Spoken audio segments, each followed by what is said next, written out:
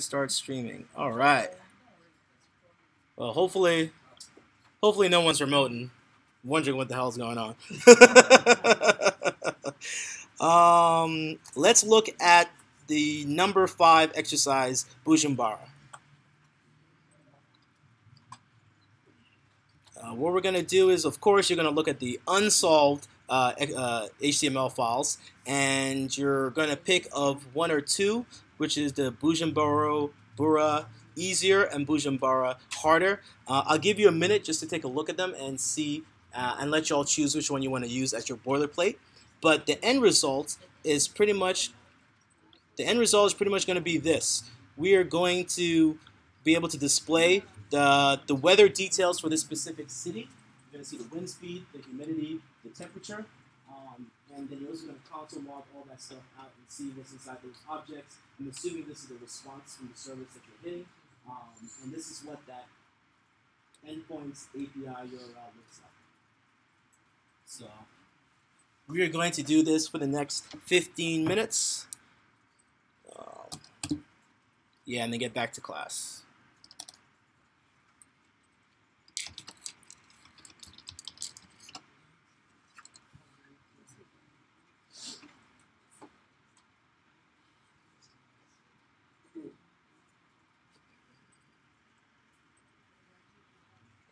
Put up the instructions. There we go.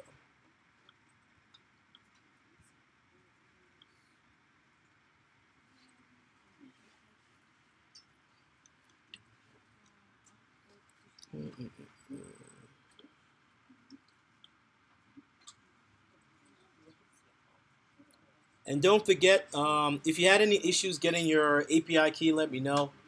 Me or the TA can help you guys figure it out. But when you do, this is exactly where you put it.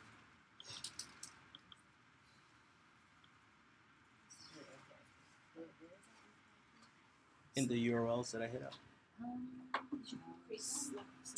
Mm-hmm. Open weather. No, the Open Weather app. Yep.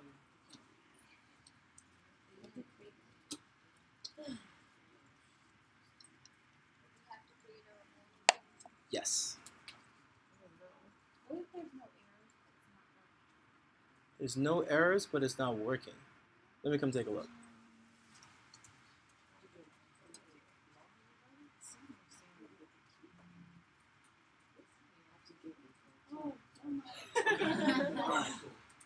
Oh, there it is.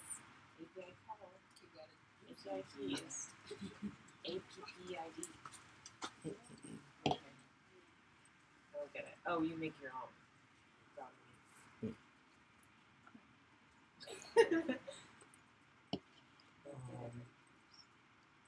Can actually everyone raise their hand if they have not gotten their API key? Okay. Cool. Let me know if you're running any issues. I definitely want to make sure you guys all are able to get your API key and understand how to use that. Correct. Oh, for the website. Yes. Oh. Okay. Yes, you need to sign up for the website to get your API key. Except for OMDB, I believe you just enter in some information and they email you some stuff.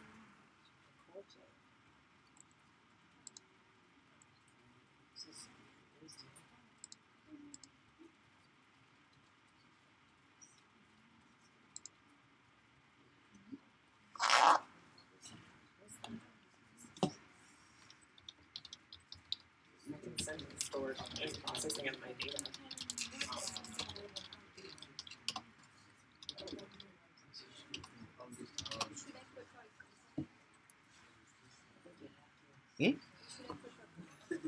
Oh, you just leave that blank. You can leave company blank. Yeah. Purpose. You have to choose answer. Education.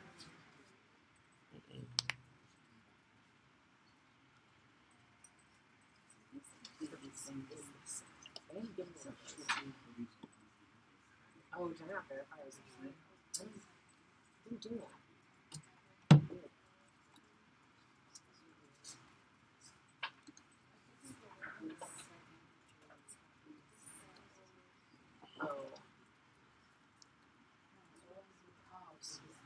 It takes 10 minutes after this activation for the API key to work.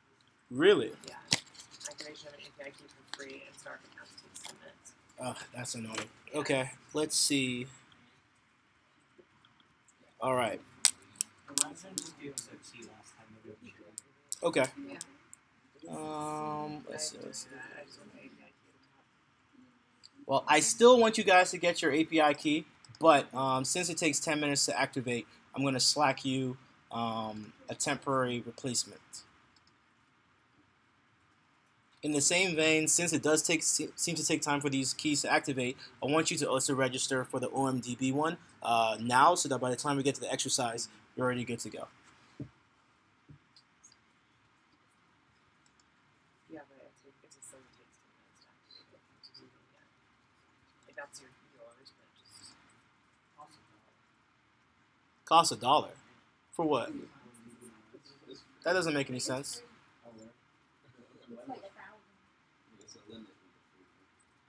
Where, how do you get that? No, Let's see. Get that API key.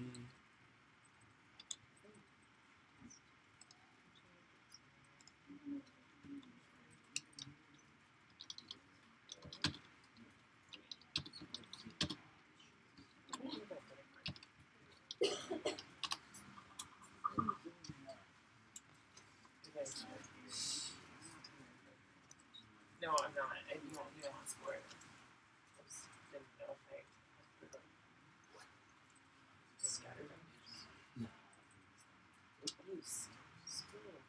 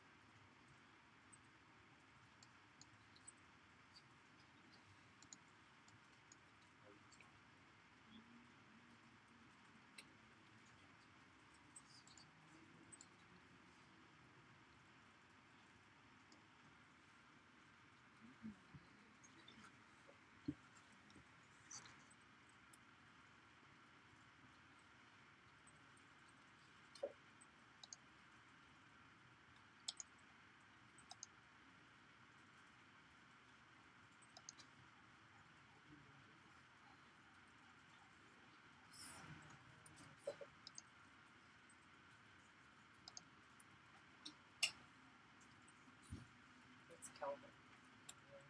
It's Jesus. Celsius.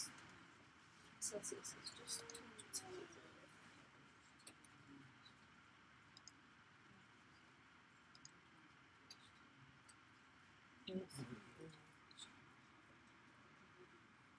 All right, 4 more minutes, and then we'll look at the solution.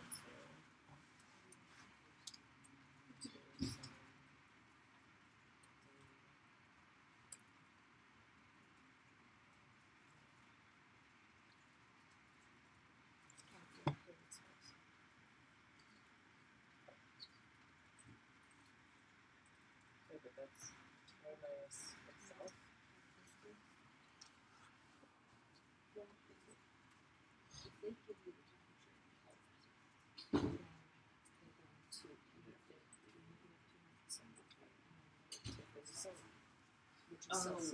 Like they transfer that, they give you the K, and then they're doing the math. Okay, we're doing that for you. Cool. Okay, so just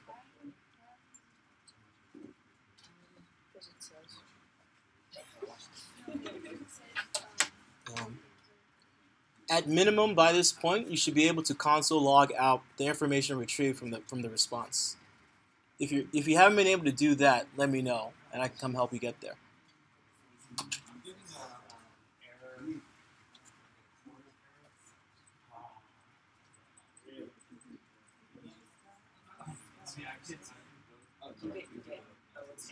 Let's find out if it works.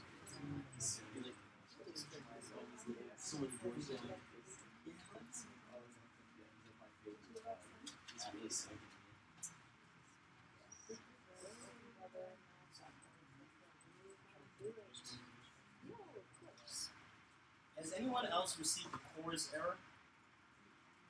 No? The what? CORS error. If you haven't, don't worry about it. Yeah, that's correct.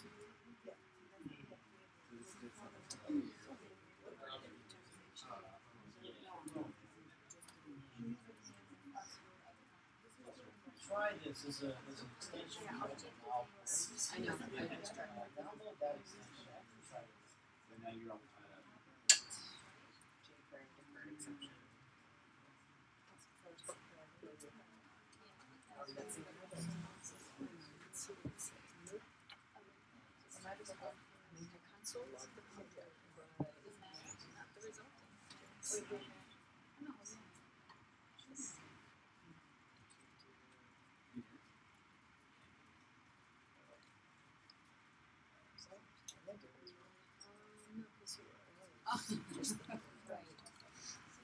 We're looking for the object that's created as fits, but I'm not sure.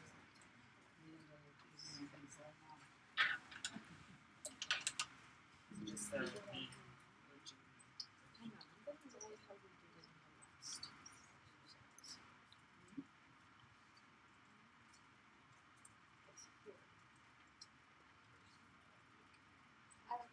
Yes.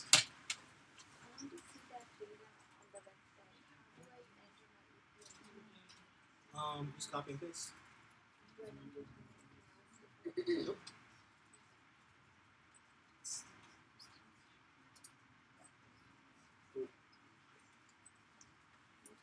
All right, let's take a look at the solution. So, hopefully you guys were all able to get to this point where you were able to input your API key and then console log at minimum the query URL, which is already provided to you, and then the response. Could you raise your hands if you have not gotten to that place? Cool. So no one ran into any core errors. Everyone got a successful 200. Perfect. Did you solve your problem? Okay. Would you mind syncing with the TA? Maybe you guys can figure that out. Cool. All right. And then next, if you want to transfer content to the HTML, you could use the individual class names that are already provided to you over here. You have these different divs. One has a class name city, one has a class name wind, humidity, temp, and at the bottom, all we're doing is accessing that object with jQuery with the dot notation since it's a class and not an ID. Who remembers what you use for an ID? Cool. Good stuff. And then all we're doing over here is we're inputting the HTML, and those are the text, some more text, all based on the information that you received inside the response object. And then we're console logging that out. Let's take a look at the response object.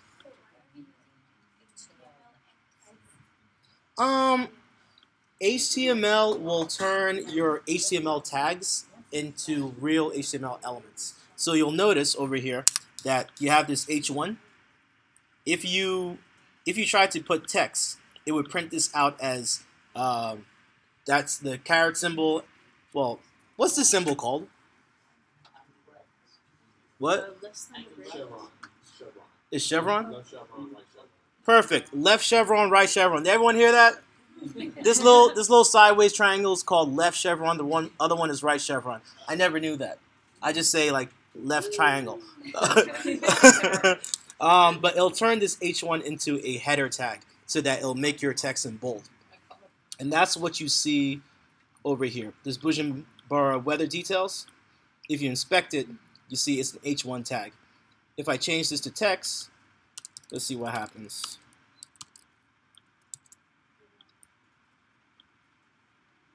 It prints it out like it's regular text. It won't infer it to be an HTML tag. So heads up about that. That's the major difference between HTML and then text functions.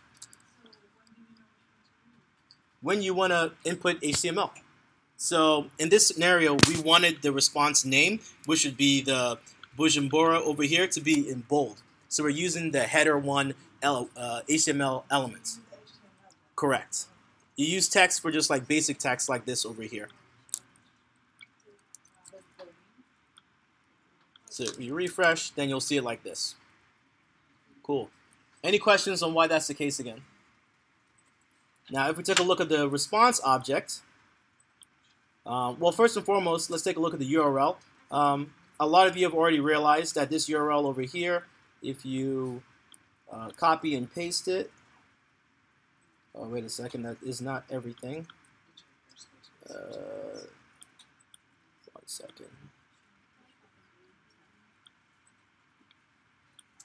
There we go. If you click it, it is this entire URL, and that will give you the response object itself right there in your browser that you can now view. If you have, like, I think this is an extension I installed, like a JSON pretty reader. That's why it looks like this. If you don't have this extension, this could just be a block of text. So just heads up if you see a difference. If you look at the response object, you can see all the different information you have available to you. You have weather information, you have wind information, and they're all within their own, it's within a JSON object that you can access. The response had a dot name. Let's take a look for that right here. That'd be name Bujumbura, and then so on and so forth. Any questions about this exercise? Anything that didn't make sense before we move on? Originally when I put in wanting to get out code, Yes. if you put in wind, Okay. and there are multiple objects within that, it won't, I guess, logically wouldn't be able to distinguish. But, Let's see. Let's create an object. I don't know. Var x equals response. And I save this. We have access to x. X is not available. Ah, okay. Let me do it over here. Var x equals, I don't know, string.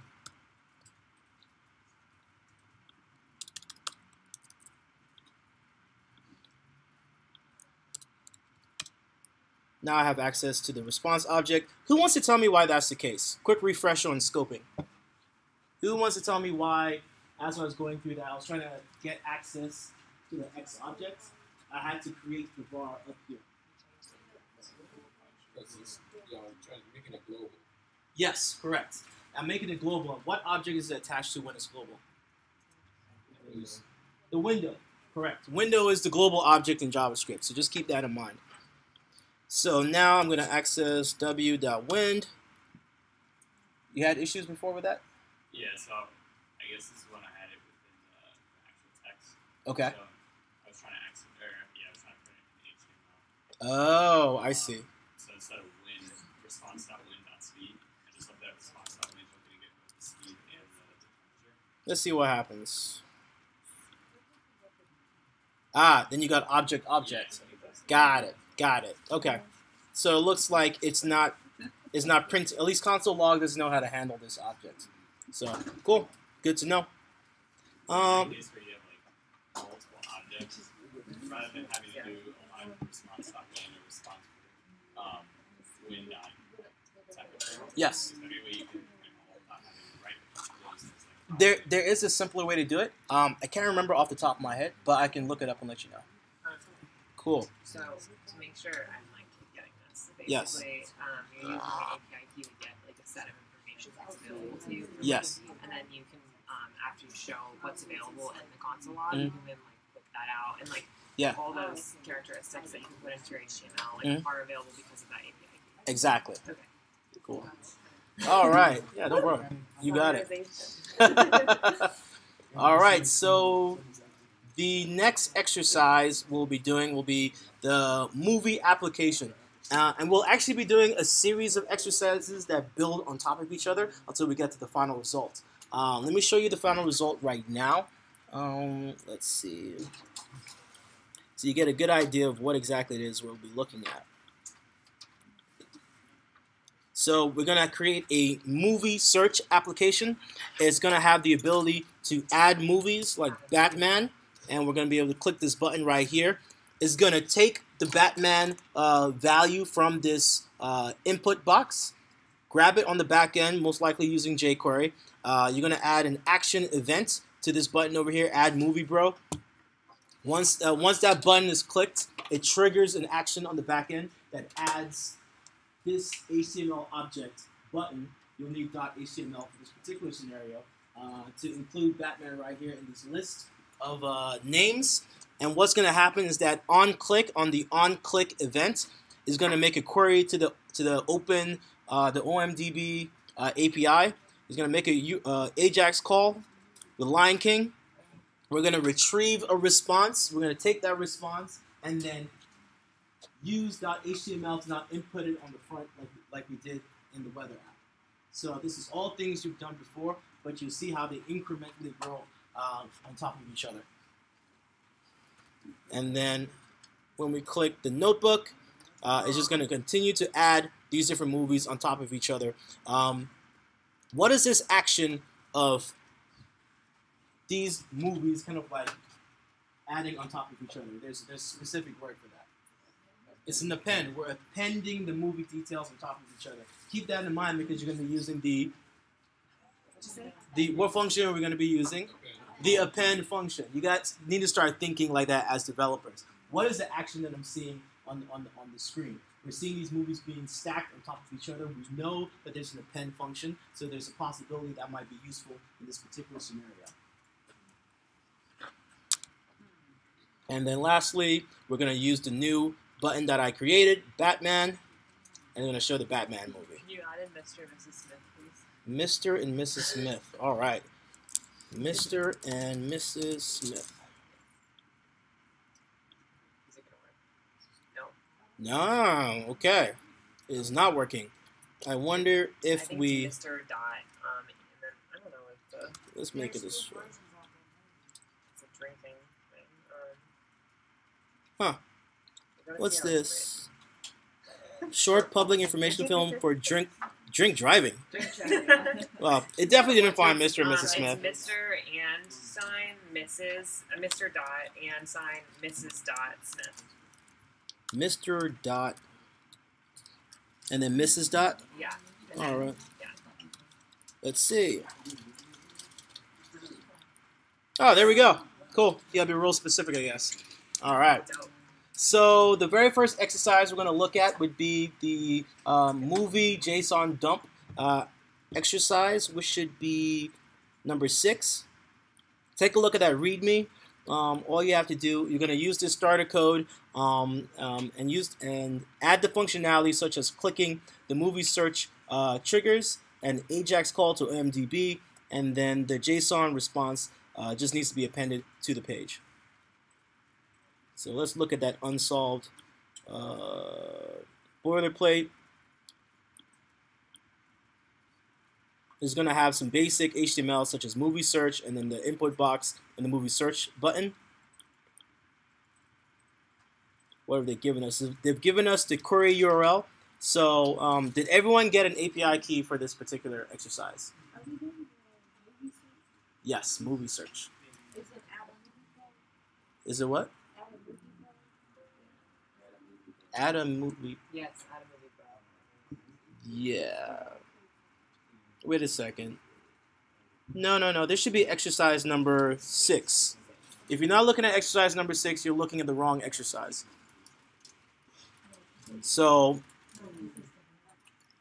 within exercise number 6, all your code is going to go over here for making that Ajax call along with using your API key. And then just kind of, I believe, what did they say, console logging, or throwing the JSON response onto the page. So you're going to use .html from jQuery to access one of the divs.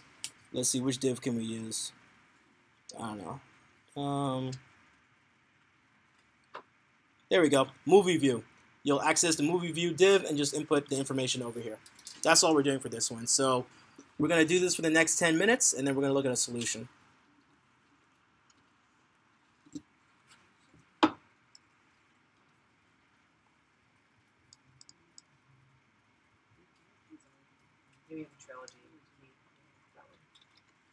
No, feel free to replace the trilogy key. The reason for this is because this is a free key. There's only 1,000 uses. All other classes in Trilogy might use this key and then it'll expire. Hence the importance of having your own API key so you can get data and not be blocked. So just remove Trilogy and replace it with your own.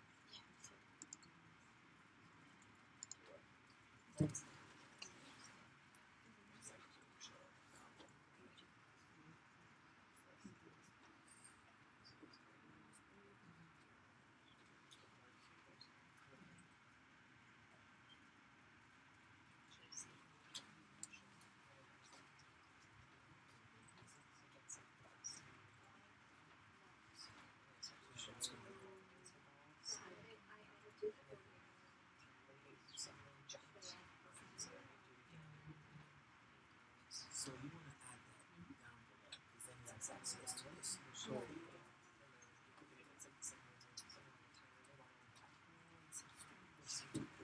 list.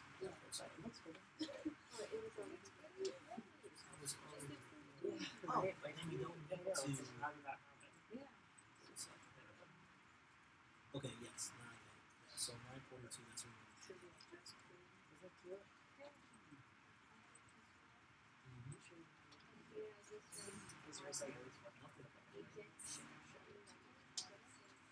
Nope.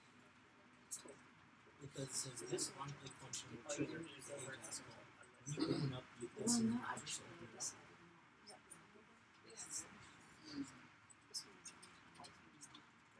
This button is what triggers it.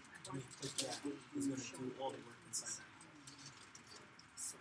Have you guys done on-click events? So it's going to attach it to that find movie buttons. On-click is going to do all this stuff. So now it's going to grab the movie. It's going to set the query URL. You want to replace this API.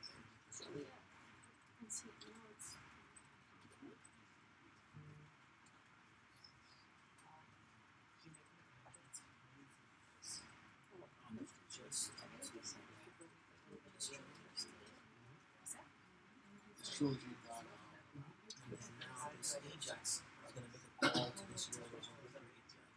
It's going to use the get method. And so now you want to do console log so you can now see what information is in that response. So let's save this and try it. So the answer index is that form. If it's not there, right? You can save. Well, actually, let's click the button. Alright, now you get full one. So this was just type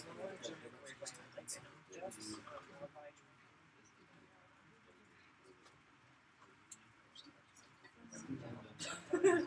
Let's type in button.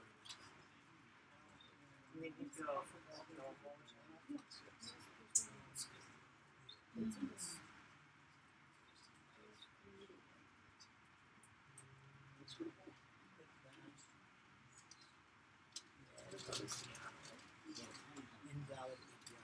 So we have an API key.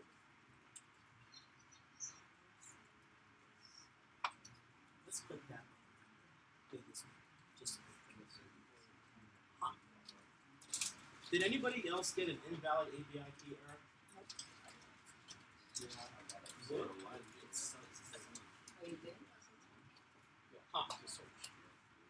You guys got it at work? With your API key? So that's an error, but you didn't get that. I wonder if this is one of those things where it's like it hasn't activated yet. So use Trilogy for now that you guys have seen those errors, and we'll try your API key again later, just so that we can keep this exercise moving. What's the last thing?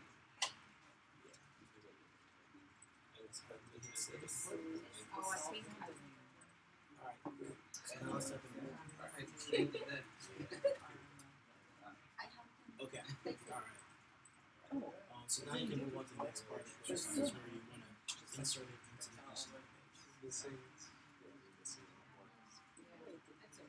page. Make sure all your things are closed off. So you have the function button here. That is not closed. This parentheses right here. That so go back to down here.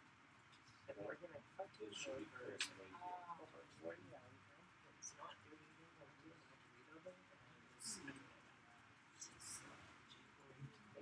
So always write your closing brackets before you start writing the rest of it. That will prevent background noise. So here's the last part.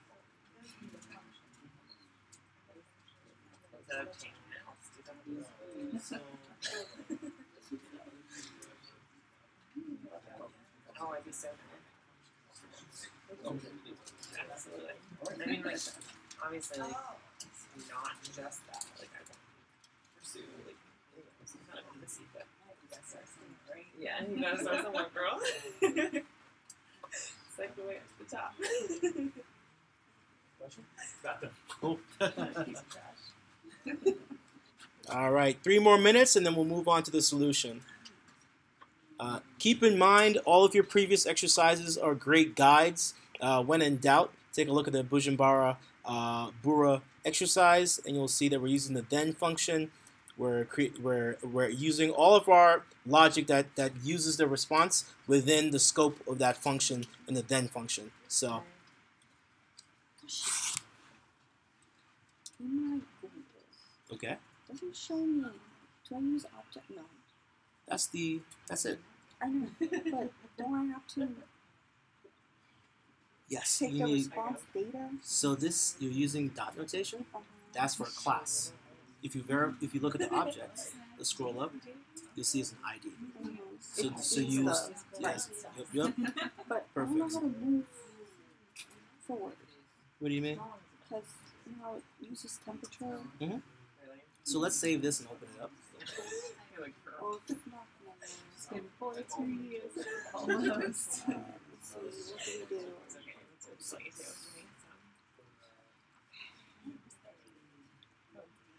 to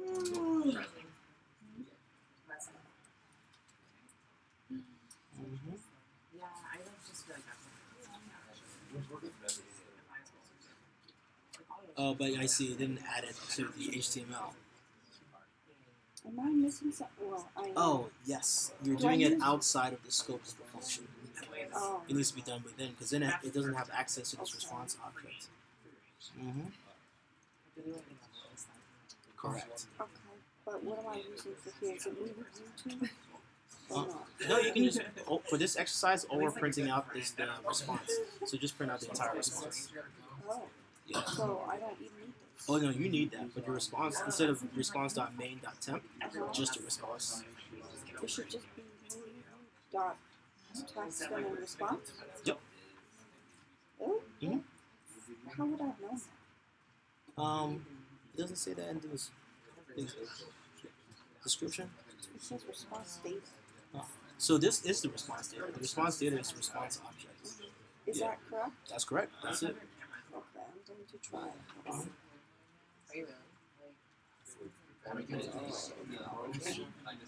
What happened over here?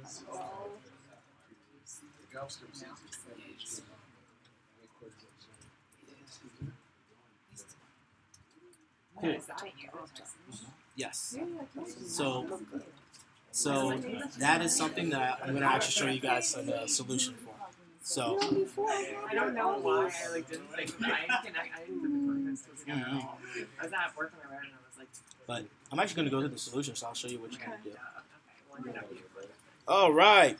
So let's take a look at the solution for this exercise. Using the boilerplate, the only code we need to add for this specific exercise would be the Ajax call with the URL, assuming you have your API key and it worked. The then function, which takes the then takes another function with the response parameter, and then within that particular function, if I could just get everybody's attention real quick as we look at this solution, because there's a very, very important step over here that you might have run into an issue. You might have noticed that when you just printed out the response,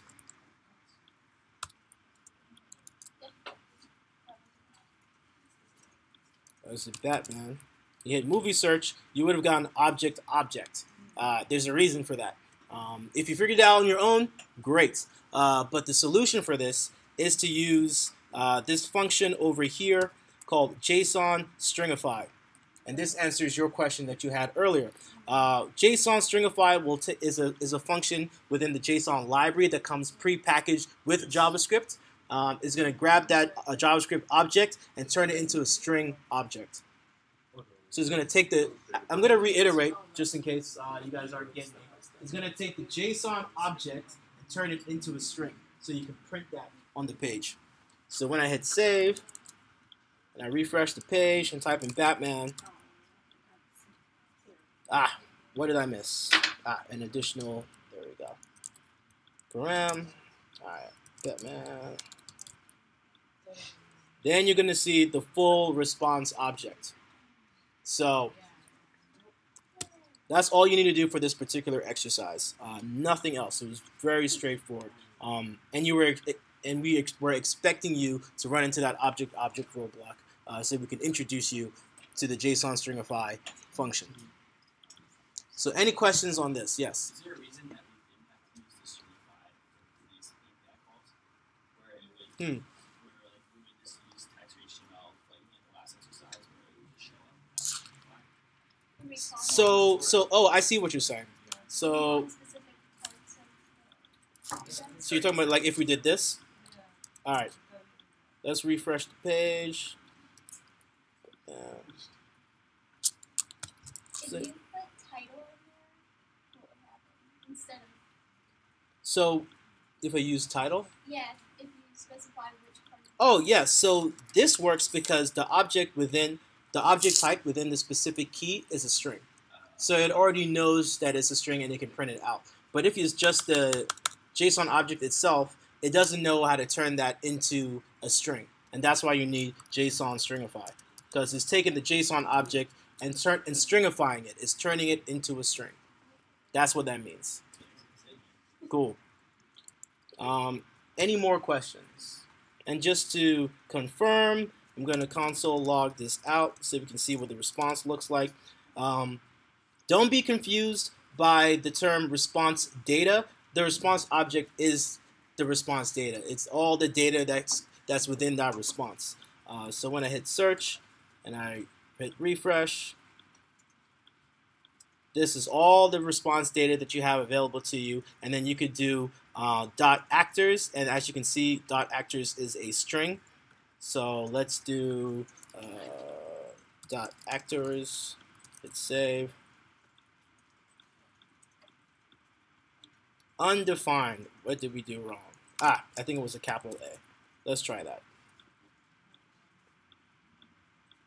There we go. And it prints out the string because the object within the JSON is a string. Question? You would use stringify to turn the entire object into a string, or you could access individual fields within that object. Cool. Into which one? Sure. Yes. All right. So now we are going to do the very next exercise, movie button layout. The final result of this would be us having the ability to pre-populate buttons on the HTML page, and then also being able to, I believe, add new buttons to the HTML page. So we're going to spend 25 minutes on this specific exercise.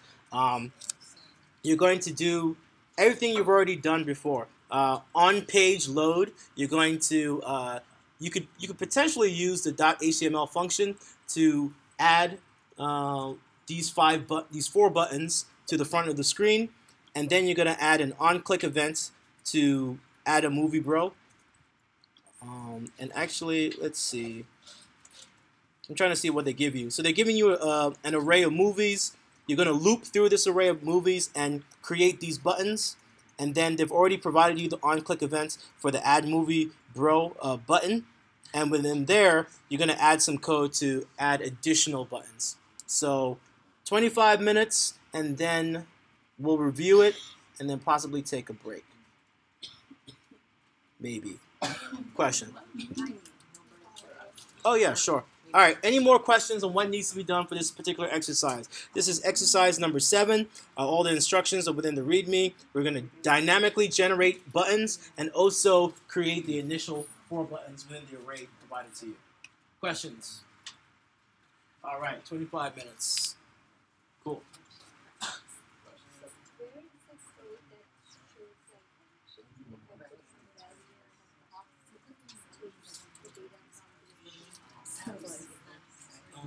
So this Ajax call is making a call to the web service. So Ajax responds. Oh my God, yeah, I was just sitting there. No, I told him that it was scary. Just in case. Oh, it doesn't His matter. A is out. Is doing jQuery selected for movie input and grabbing the value. And we know that this input box is repeated. That's that input box at the top. So when we hit on click, it grabs the value.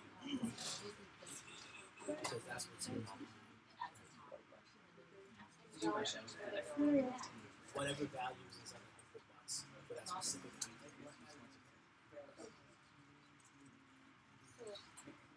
Cancer, right?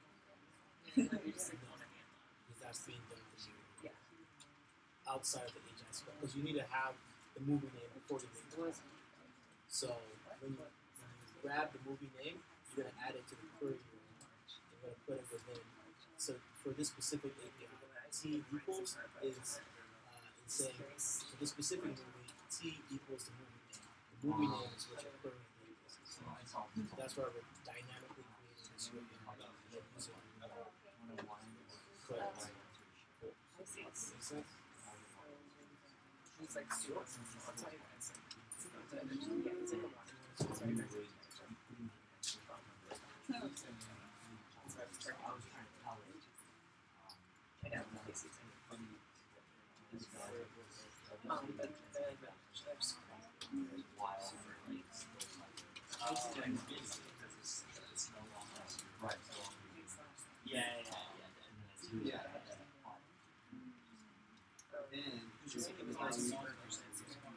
But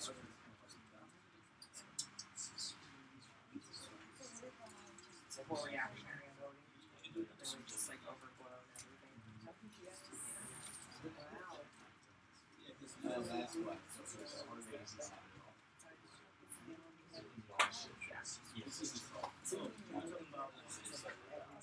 Not all firms, like the one that says aren't really to me, like not are good friend matches, not good friend matches. It's like I don't like definitely know it's capital. But I know like Pisces, yeah, it's Pisces and Gemini. My mom's and Leo, Leo, my best friend's Leo. Taurus, and his Taurus is really natural. Scorpio. Well, what's your sign?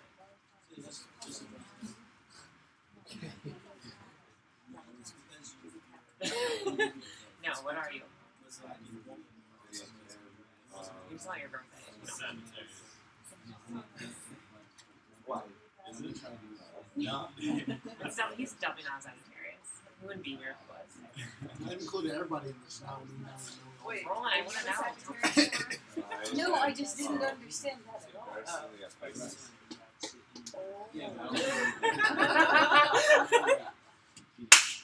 Amazing. Perfect. Except not really, because, you know.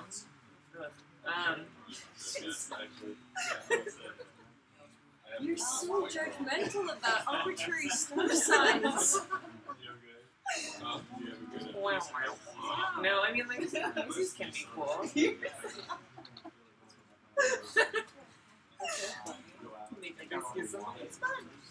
My dad was totally emotionally abusive my whole life. I need another one of those. It's fine. I wouldn't even guess that. I feel like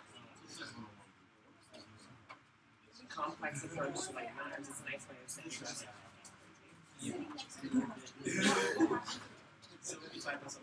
They are magnetic though. Pisces are like really magnetic humans. Like they're very like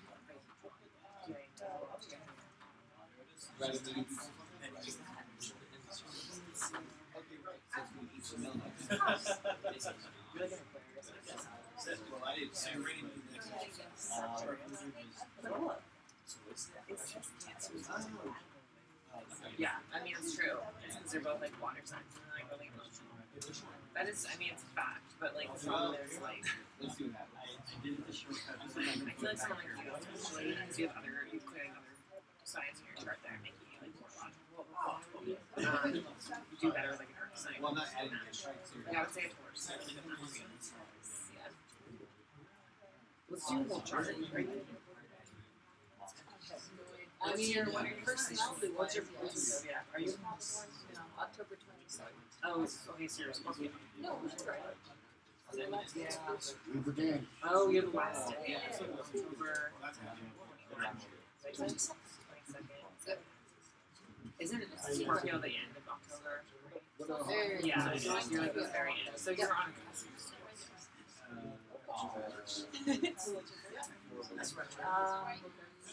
You guys should start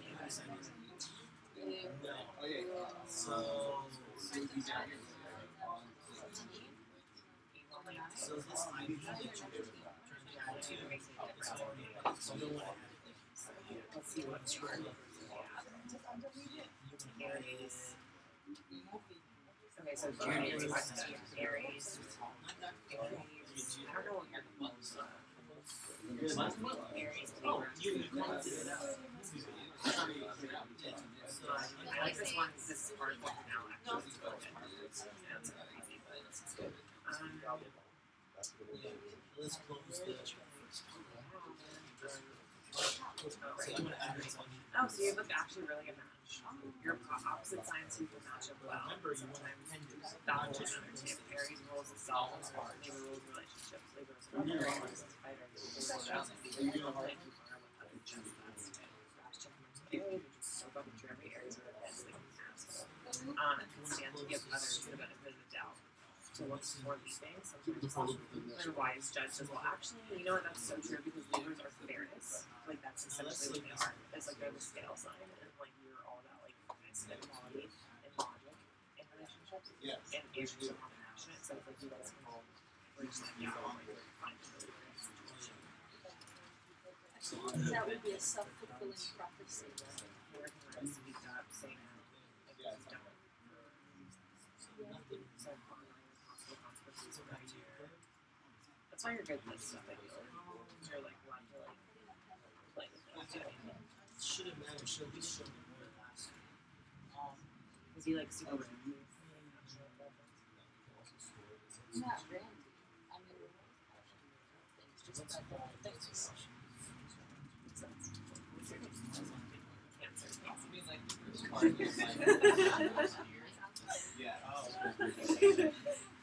She reads me half of the description and then she's like, no, this guy.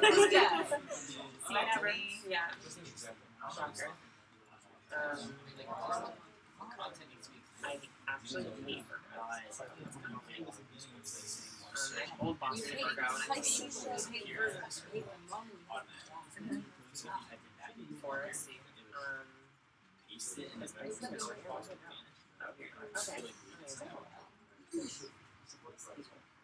Yeah. Let's try it.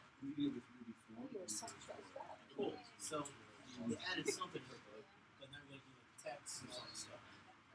But remember, you want to so the words like that. Sticky butter, remember that? Romantic and sensual. You love to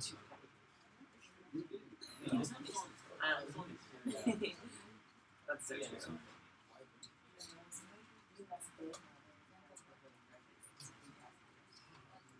Slam doors. Stop. Psychobabble. There's a bad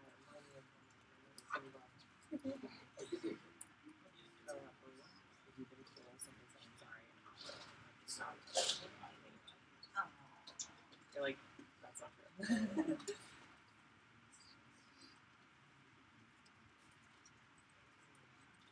My dad's like super emotional.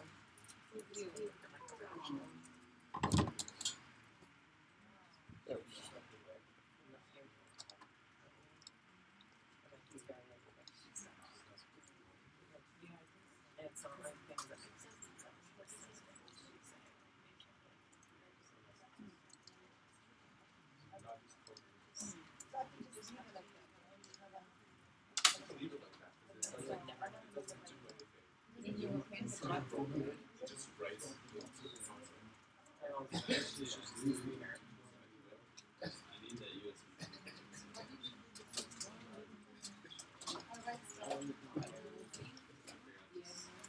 Love that, but trying to get it somewhere.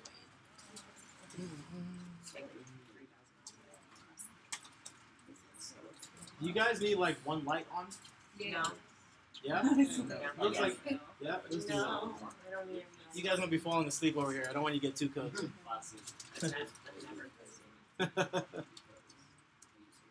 Yeah, I think that's pretty good. Huh? Yeah, that's good.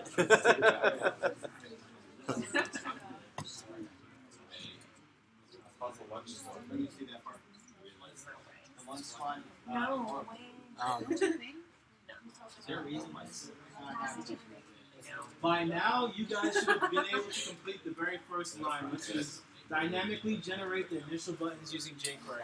If you're unable to do that, let me know. I'll come help you out. That's not true. It's an inner HTML, and you do some buttons.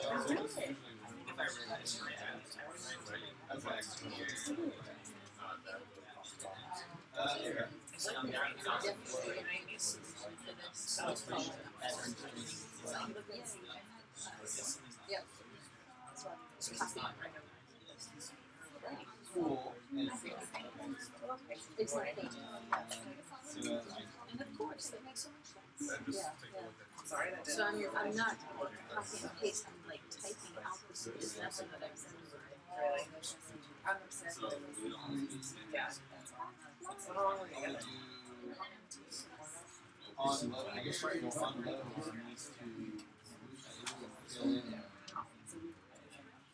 That's crazy. What age were you still married? Does that actually be an actual movie? So were you doing these years like Yeah. were you feeling maybe a little rushed? Right. Wanted to jump into it without right?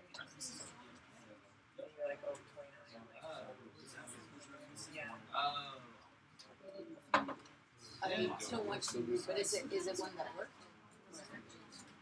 The marriage for you is one that worked? Okay. Got it. Okay. That's the thing. I mean, like, and I get it because, like, I mean, like, even if you want to, like, you're probably like 12 like, yeah, like, you want to, like, eventually change and you want to settle down into a relationship, like, be in a relationship, you know, and there's, like, pressure in it all the time, you know, it's like, you get a certain age and you're like, oh, shit, I don't have something yet, you know, it's really stressful. Right. It's probably fueled the fire a little bit. Hey, I want to give a really quick announcement because I see a lot of people are getting tripped up about this specific line over here. It says, delete the content inside of the movies view div prior to adding new movies. Let's ignore that for like the next 10 minutes. Just focus on everything else, and then you'll begin to see why that line of code is there as you guys build up the other pieces out. Sure. Oh, thanks. Cool. So in the next 10 minutes, I'll tell you guys what you need to do for that specific logic, but just do everything else for now. That was the easiest part of it. Should we keep Did you do that? Yeah, I did that, and then I wasn't sure how to create the so I'm just switching back and forth between the solution and the problem. Ah, true. Yeah, you do have a solution. That's right. Yeah. I sometimes forget about that. I figured it was, learn by doing. Yeah. It was like I've been like trying to do my projects and like I basically like hit this like wall and now I'm like over it, you know what I mean? Like just like annoying. Like I've been working for like 48 hours, like trying to like rant off and on for the past like week trying to get this stupid thing to do something. Life of a developer. Constant annoyance. Because when you finally get the solution, then there's like, oh my god. It's like there's super like rewarding. yeah, very rewarding. Let me just show you, like, because it actually is actually drives me insane. So it's like a trivia game, so it's and it like looks really pretty and it works the first time. And it shows that obviously it's and it has like a wait time. She does the same damn question again, even though it's not supposed to. And it wasn't before, but it's messing with other things. And then the more you click throughout, and it like knows it's the wrong answer or the right answer. So like, yeah. So like I'm not sure I know that's not right. But it's unable to use the next question. right, and it was doing it fine before, but I think part of the issue too is it like it flips itself in the background. You can have like a global counter or index and have it start at 0 every time it goes through the checking if this question is correct. Resets it. It either resets it or it increments it. And then you just walk through the array of questions. Okay, that makes sense. Yep. If Nolan was telling me like think of a better way to do it, it's far as making like an object and answers? Because the other issue I do is it like I always say try the stupidest solution first, and then get smart. I like that. That's good. Like, it's kind of absurd what's happening in my Yeah. Don't try to be too smart in the beginning. That's when you start learning something new. Yeah. I'd say just get it working in the most simplest case, and then begin to reformat your code until it looks cleaner, Prettier, nicer. Yeah. At least then you know it works. Right. That's what I do. Yeah, get it working first. So then when you have your boss breathing down your neck, you still have something to submit, you know? Yeah. How's your day to day? Like, do you like, is your job like really stressful? Do you feel like you leave every day like stressed out? It depends. I'm in a startup, so it goes up and down. Some days are easier than others. Yeah. Yeah.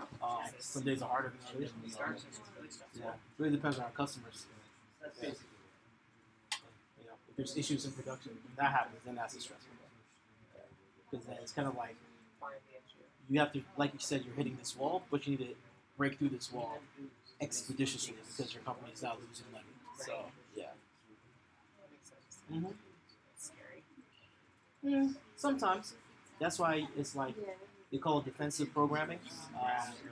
You learn to code in a way that when there is an issue, you're creating like a break trail to help you debug the issues quicker, to save yourself some headache later down the line. So do you use pseudocode a lot? Do what? Do you use pseudocode a lot, or do you know that you I pseudocode a lot in the beginning when I'm trying to understand what exactly is the problem, how am I going to solve it, and then as I build my code, I make sure I write tests, so I'm always testing what I'm doing. I'm logging a lot, so if there's an issue, I can walk through the flow and say at what point did it break, things like that. Just so that when there is an issue and there is a wall, I have like some backup. You know what I mean? That's fine. How should we feel at this point in class? How should you feel? You should be feeling overwhelmed, quite honestly, because it's a lot of information. But keep in mind that you've already made it this far. I mean, look at your website that you just built. I mean, that's pretty nice, I think. You might not have been able to do that in the very beginning. That's true. So it's like you're beginning to realize that you're progressing and things are becoming hopefully more interesting. But as they become more interesting, they do typically get harder. Right. But once you get over this hump, I believe by like in the next like 3 to 4 weeks, you guys should be golden. You shouldn't be having any issues. You'll be fine.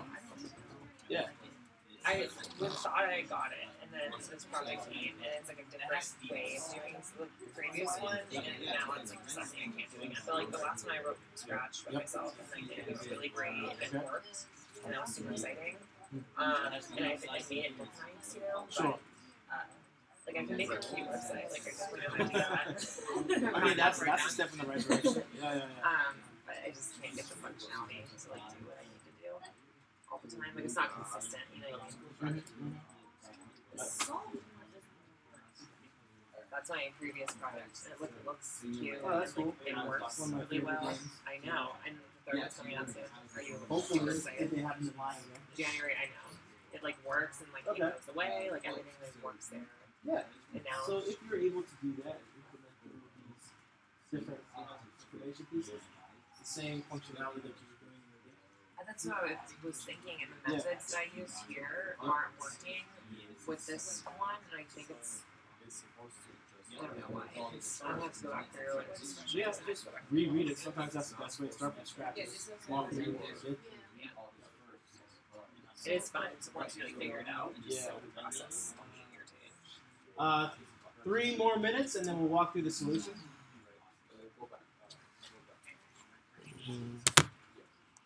March 3, I started crying when I watched the trailer the other day. It's been waiting like 12 years. Since Universe 2, right? Are you not a gamer?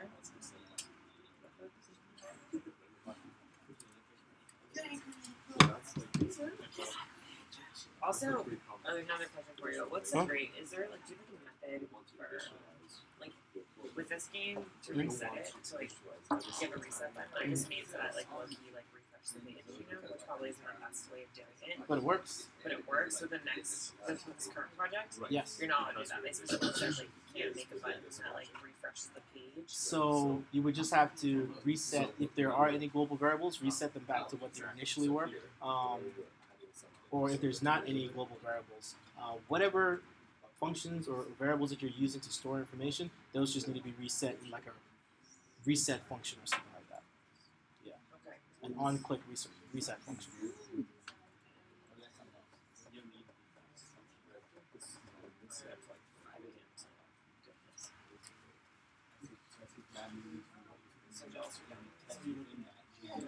I'm stuck on this one. I do get it. Oh, that's fine. I got confused.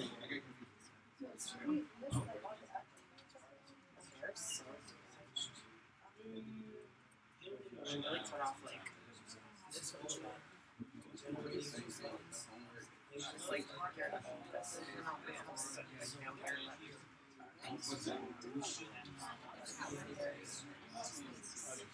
You have like beautiful hair, and it's like nice and shiny and like straight, healthy. Nice, wavy.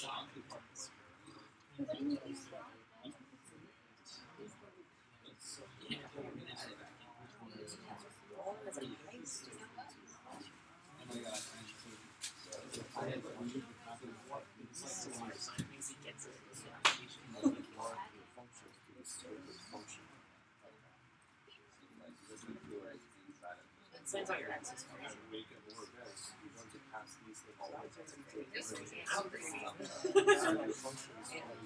Honestly, what's what they say about cancer relationships? So they can use because it's like your I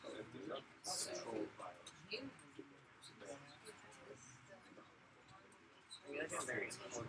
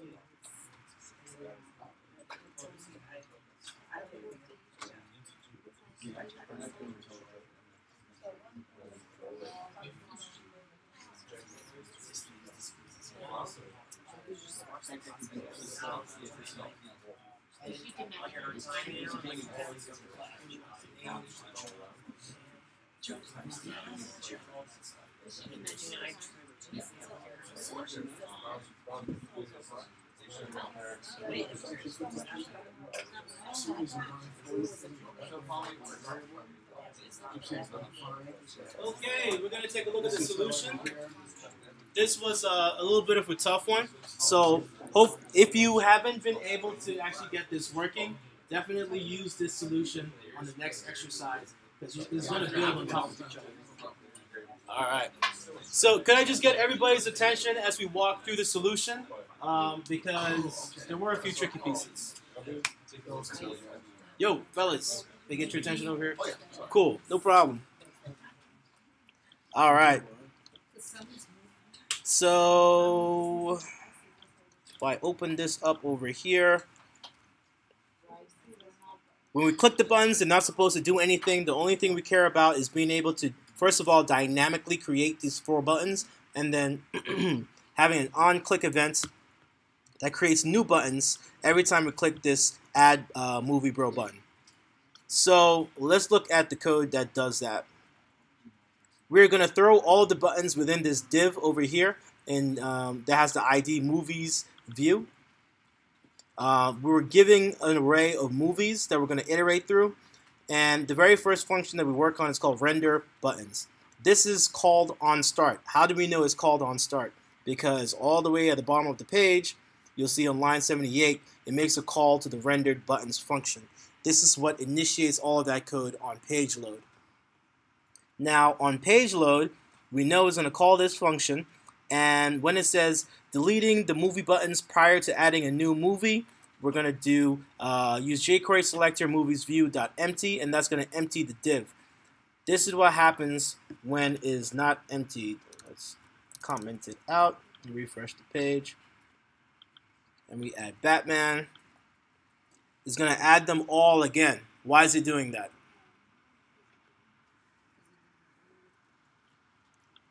Because one, it wasn't able to empty it, but two, it then iterates through the loop all over again. And it's going to consistently do that every single time you click Add Movie. This is why we want to empty the div first, reiterate through that loop, including the new value that you've now provided. That's what that's all about. So, how do we get the value for the button on click? So, let's see. We are going to, first of all, add the empty back in. We're going to create a button object. We're going to add a class to that button called movie. We're going to use a data name attributes and attach the movie symbol or the movie string over here to that data name. And then we're also going to have a text function that takes that movie name. And then we're going to append it, not HTML, because that's just going to replace the HTML within that div. We're going to use append, and it's going to keep adding to that to the div over here. Now, the logic that does this is in a completely separate location outside of the render buttons. This render buttons is its only job is to iterate through this array over here, this array of movies.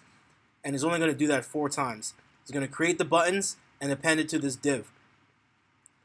There's a much easier way to do this. We did not have to create a variable called a which is now a button object and add these different attributes. We could have easily have just done this.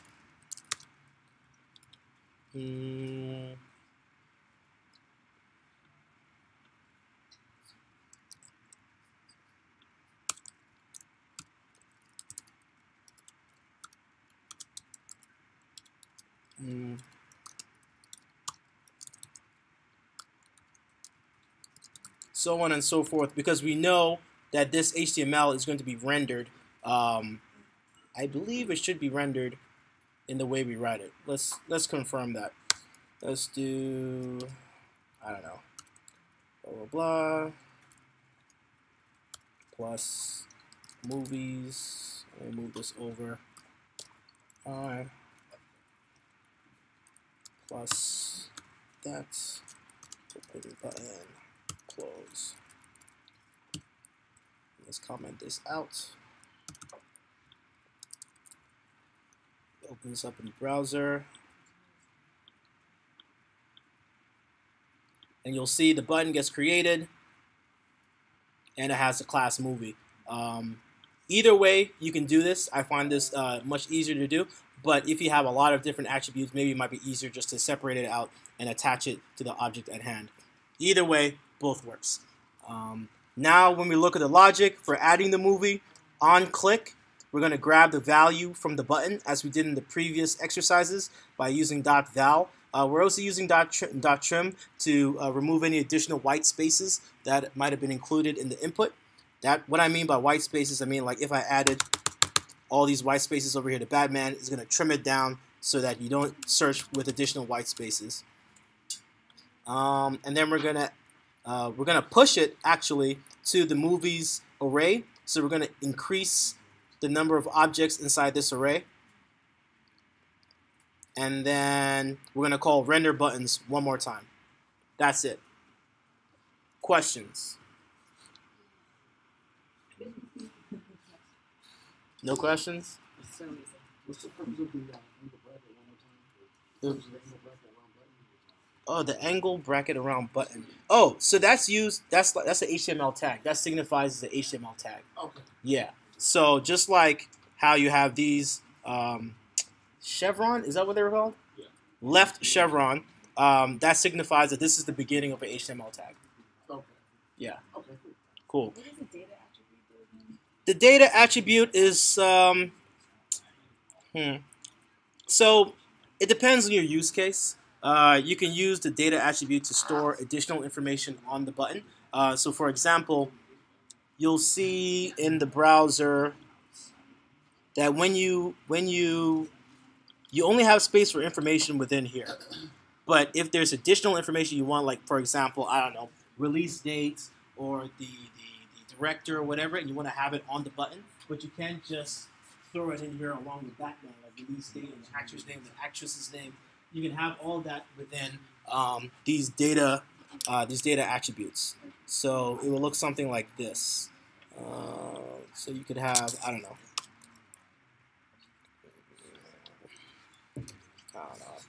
director. What do we call this? I don't know. Let's do test. Let me save this. Blah, blah, blah. Let me get rid of this.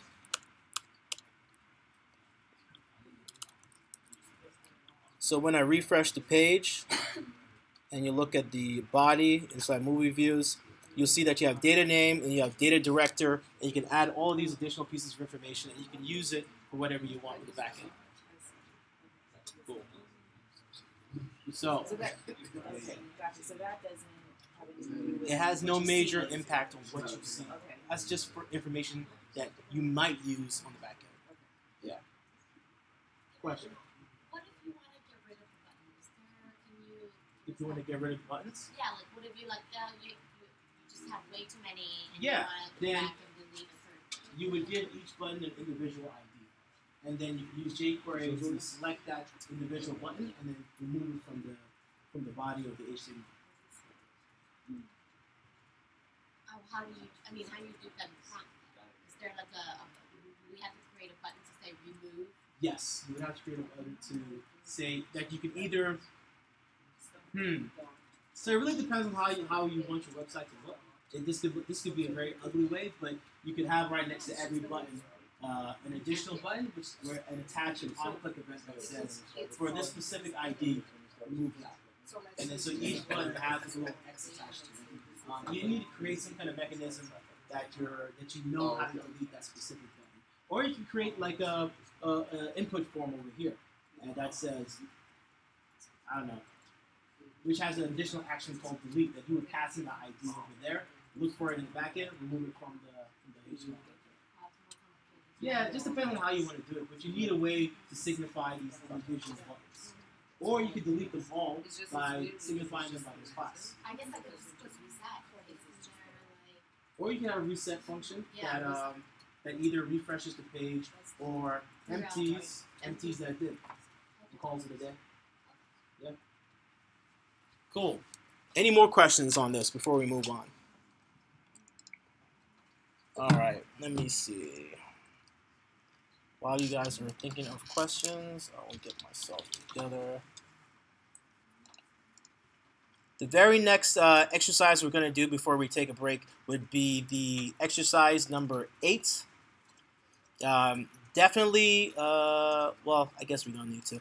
So I'm going to demonstrate what that looks like. Behind this, we're going to provide you starter code, and you're going to create the missing code snippets inside of the alert movie name function. That is necessary for capturing the movie name for both the original and the new buttons. And we're going to be using those data attributes that I talked about earlier. So when we open this up in the browser, let me close everything else. We're going to be able to click on the matrix and then alerts out the matrix. The whole point of this exercise is to, I believe the starter code should populate all this information for you, at least the buttons. Let's take a look. Let me just be sure that I'm not saying something that's incorrect. Yeah, when you open the starter code, it's already going to have the render button logic for you, so you don't have to worry about that. The only thing you're worried about is the alerting. Having an on-click event for each individual button is going to be unique. So think about that. Well, how do you uniquely identify a button? When you click it, then it's going to do it's going to call the alert function and prints out the data value inside that button. So you will need a way to uniquely identify the button. You need a way to access that data attribute for that specific button, and then you need to alert it. So we're going to do this for the next 20 minutes. Yeah. Yeah, for the next 20 minutes. Cool.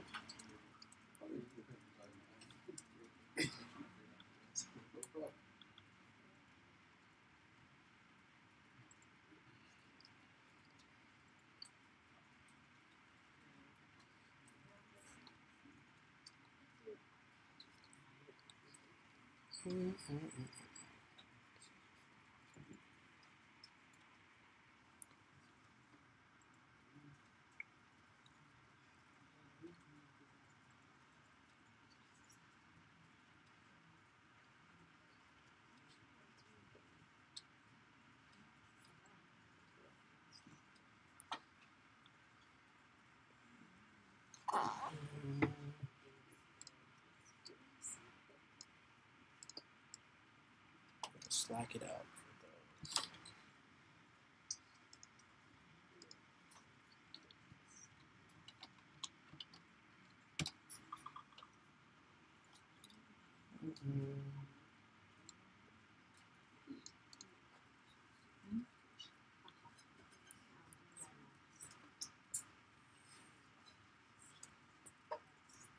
Wait a second.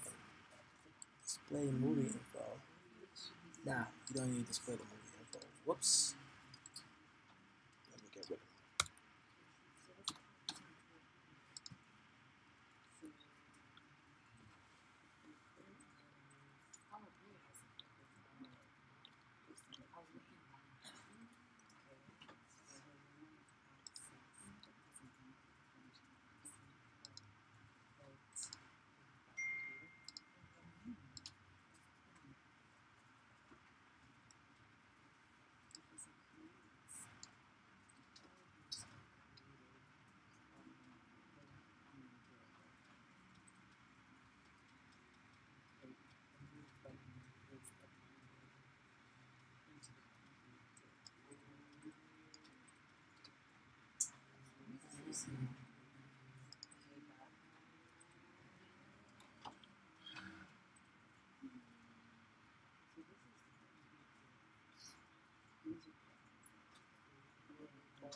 Oh, actually, this is actually maybe even a little simpler. They've already provided you a way to attach the alert movie name function to those movie buttons.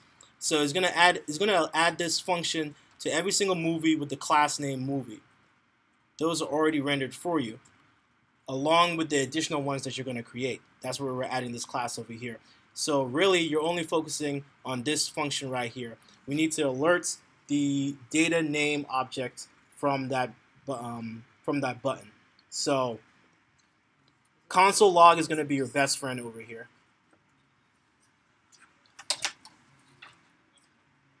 And who can remind me, how do you access information of the current object? This.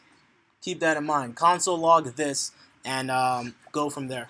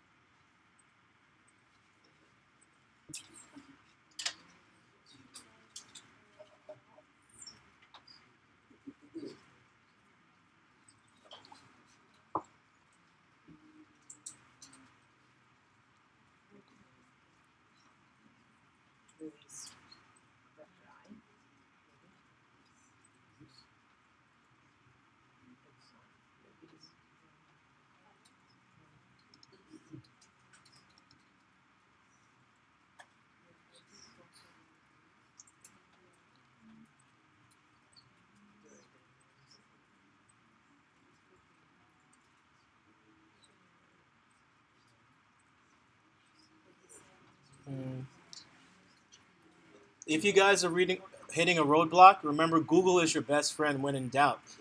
You could easily Google how using jQuery how to access data attributes, and you'll find all the solutions you need. I want you guys to get into a practice of when in doubt, head straight to Google. I use Google 80% of the time in my job. What would you search for? jQuery how to access data attributes, because that's what we're trying to access over here. In the instructions, it's saying you should use the HTML data attribute. How do we get those values?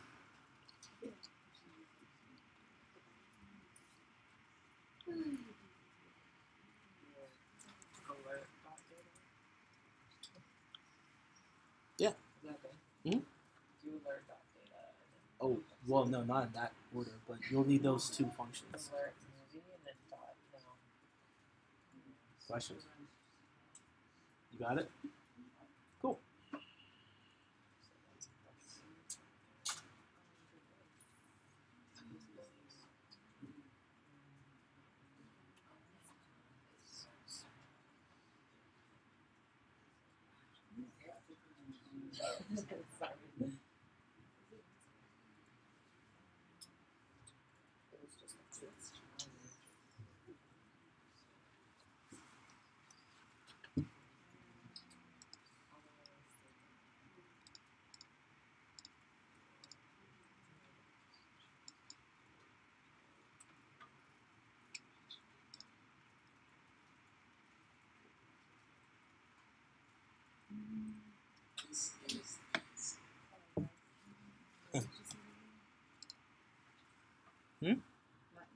Oh. We're trying to work through it together rather than doing it. Cool. Good stuff.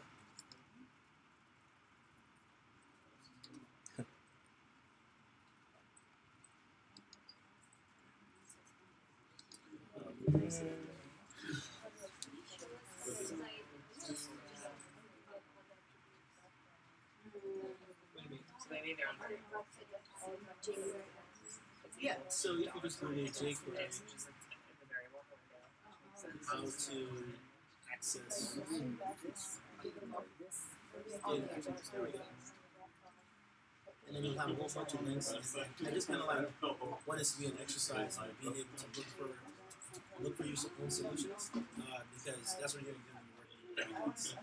You won't always be available, so you need to be able to identify what's the problem I have to solve.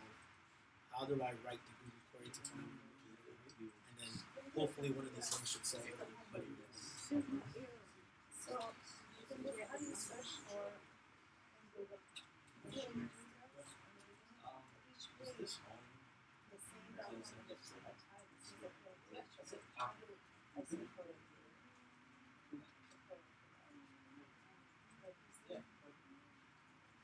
the first page start from the tire Questions? Yeah, mine just says yeah, mine shows up. show you that. Let's look through it. So you say you don't create either. Oh, so you're passing in the entire. So you want to actually, instead of move input, you place it like this. It's the entire. Because you're gonna say this. Oh no, not even with instruments. Just this. What? Because now you're saying that's why when you console log it out, That's what I'm saying. There's another this object is aspect just individual buttons that you're clicking. this object is going to have the data. Just console log line. So for that, this object, the data name, let's go back to your code. Pass in instead of data movies and pass in a string. It's going to say it's data actually. What do you want?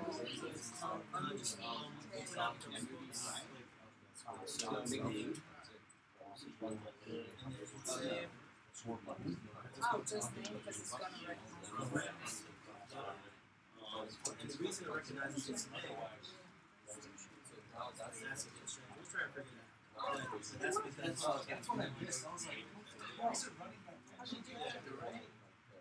because if you look at the button, we want data name. So it's going to look for that key.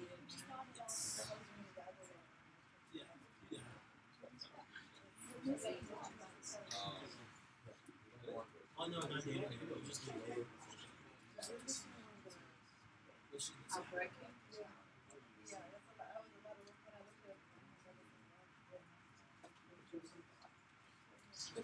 Oh, your alert is still a learning word. You want to wrap that entire line.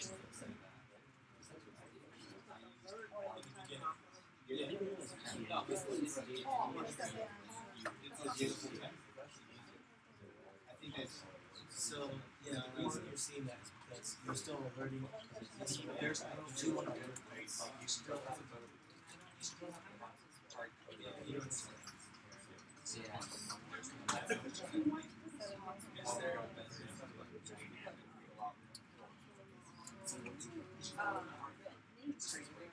that entire line.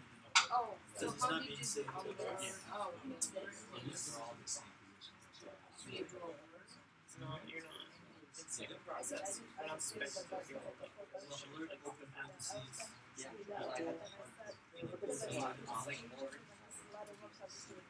You're how do you understand this shit?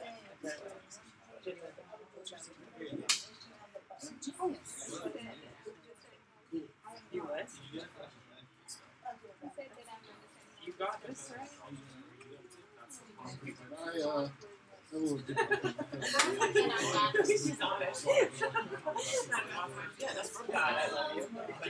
I tried. I looked at this method and it looks wrong, so I'm not sure. He's not clicking.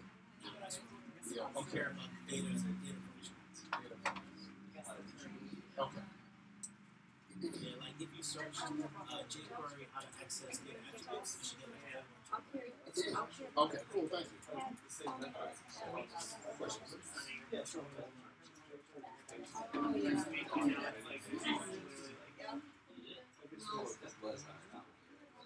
It was hard. Explaining like most of that's how it's Because the name is an account.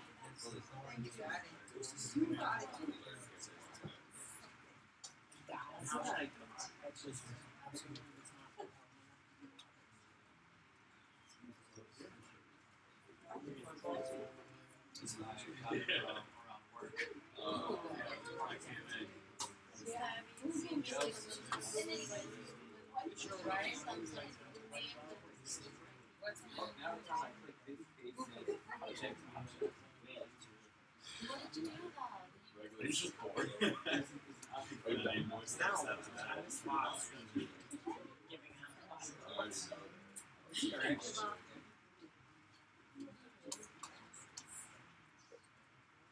If I get this, I'm doing my homework.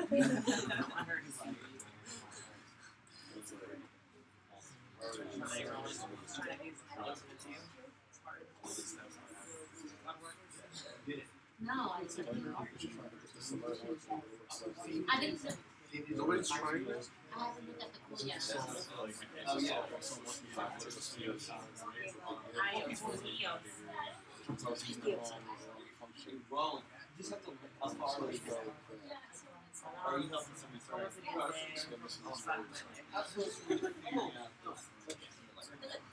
Almost a day. The attributed this. The attributed this. But it just spits out object.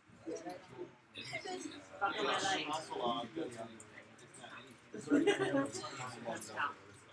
Well, actually, it says object object. This would be inside of these. Oh, the alerts here? Wait a I thought minute. you just like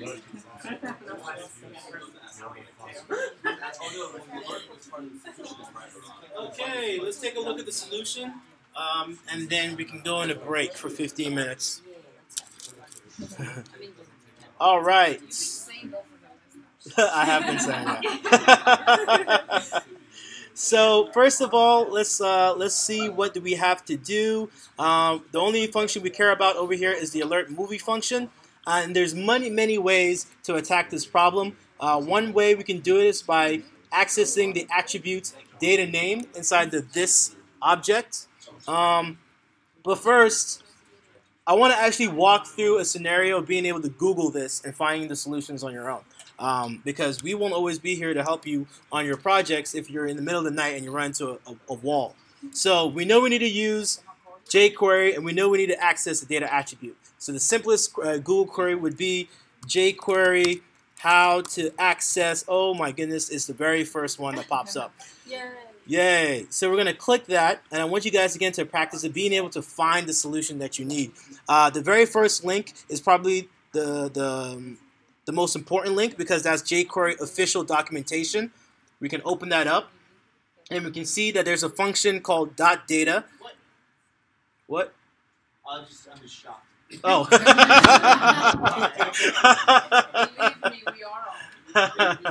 And what data does is that it store arbitrary data associated with the matched elements or return the value at the named data store for the first element in the set of matched elements. It's kind of confusing. Let's see an example over here. Those examples don't look like anything. So here we go.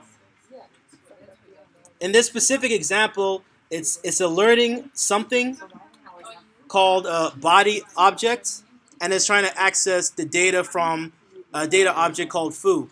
This is still kind of confusing. So I probably would have left this link and then gone to the next one and see how to get something called data-id. That kind of looks a lot like data-name. Let's click that and see what's going on. Stack Overflow. I'm going to walk through here and go straight to the solution because that's going to have a big green check mark. And I'm going to see jQuery $this.attributes, and then inside the strings data-id.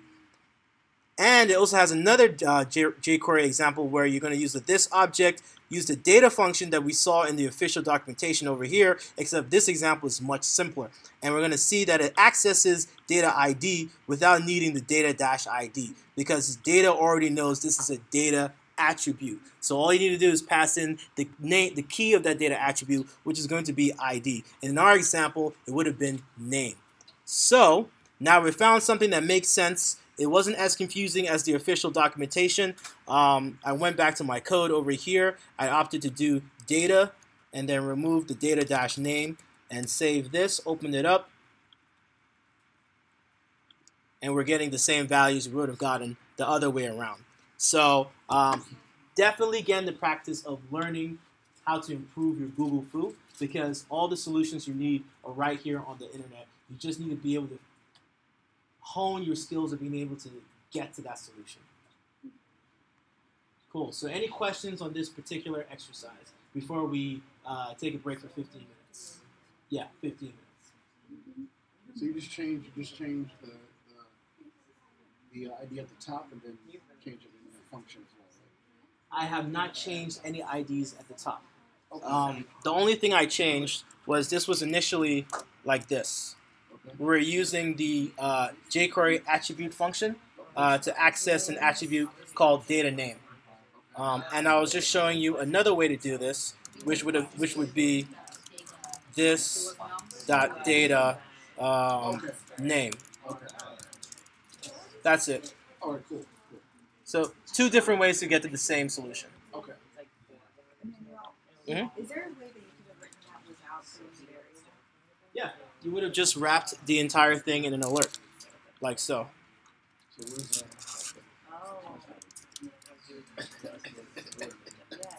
Yep, and that does the exact same thing. Yep. You'll notice with coding, there's 100 different ways to do the exact same thing. Yep.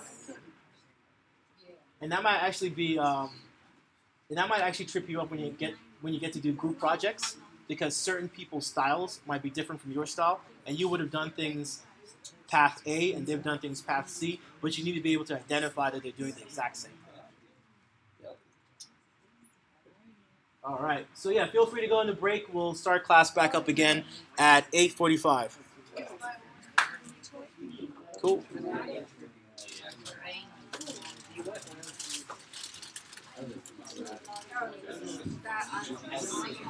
Make sure you de-stress, because the very last exercise we work on is going to be a big one. So get your brains prepared. I'm not ready. Going home immediately. Just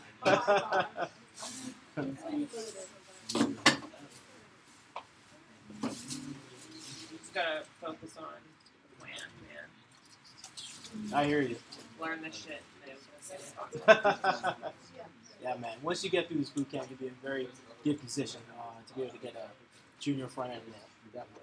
That'd be nice. Your TA, he came from a boot camp as well. Yeah. Yeah, he did GA. Already got a job, junior front end developer. Yep. So I'm trying to do it in Seattle. So I don't know if I'll be more fast because it's like competitive market, or I'll be out more of the because there's a lot more. Yeah, I'm not really aware of the Seattle market, especially for junior roles. Not too sure. Might be.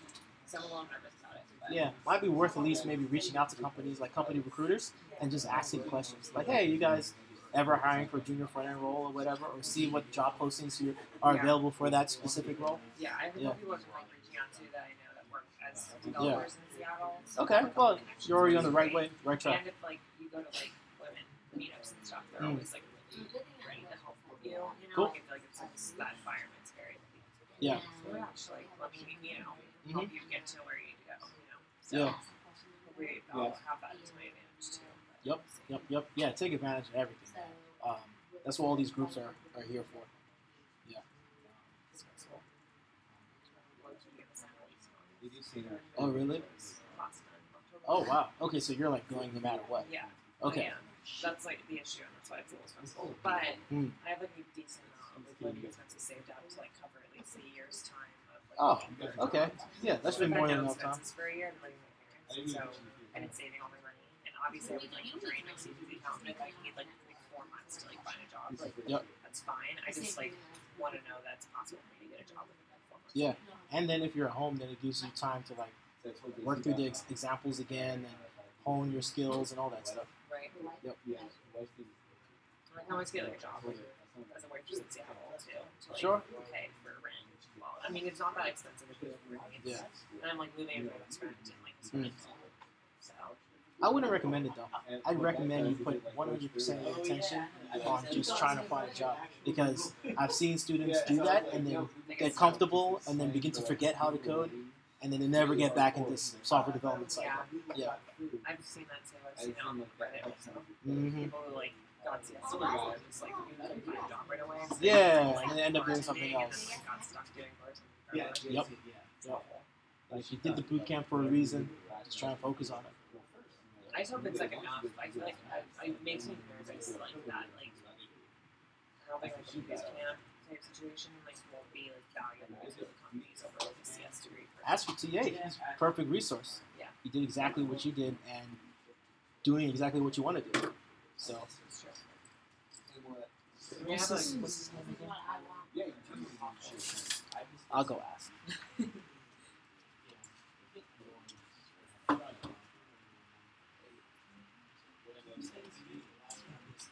Yeah, well, right now I'm just hanging out. I'm getting paid now. Don't have anything. Don't have pockets. He's on the bench. Yeah, it's on the bench. They don't actually call it a bench. They just call it like the team. I'm just on the team. Then you're working. I'm home. Yeah. You get a little bit of Q&A going on. Cool. Mm-hmm. Do IT, so I stare at the computer all day. Come here and stare at the computer.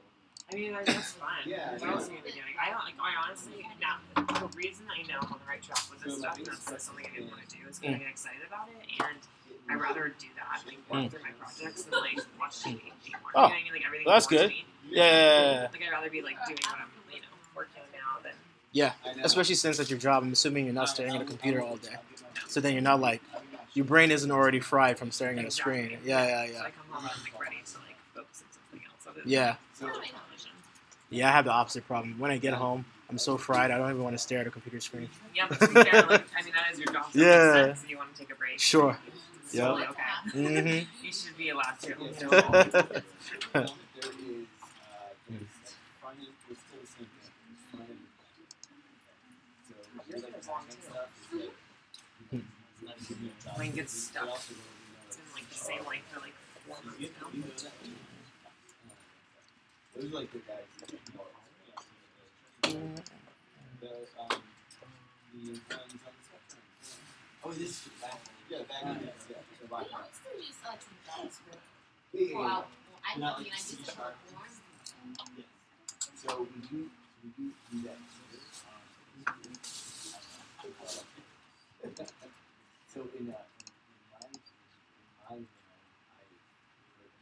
stuff. In this class, I reached out to develop like a backend site. Do it out, and then from there I kind of. So in my situation, I kind of it's really like you know how to expand shit like sometimes you can read it and you can't write it. You know, so some people are read it.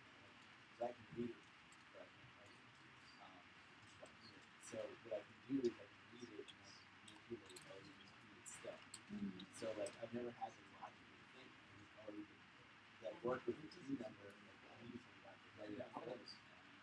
They did the logic. I'm just doing it updated. I just took what you designed and made it into that. Yeah, I remember it was yours in motion. You had no creativity. You just know how to logically spit stuff out.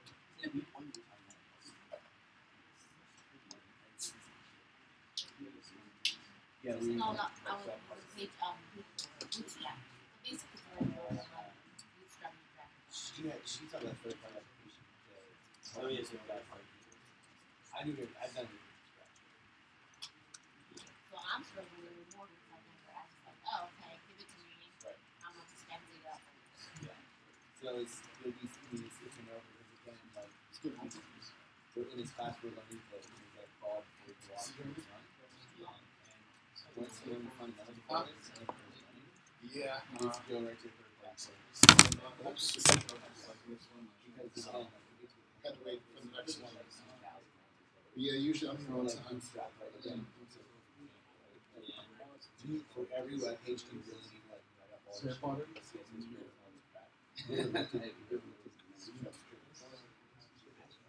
That's insane. It's like I mean, it's a lot of code. It's not. Yeah. So you know, you need to do that when you're going to go out there just working right, and then you get that done, and then you spend a lot of time, money, and upgrade some.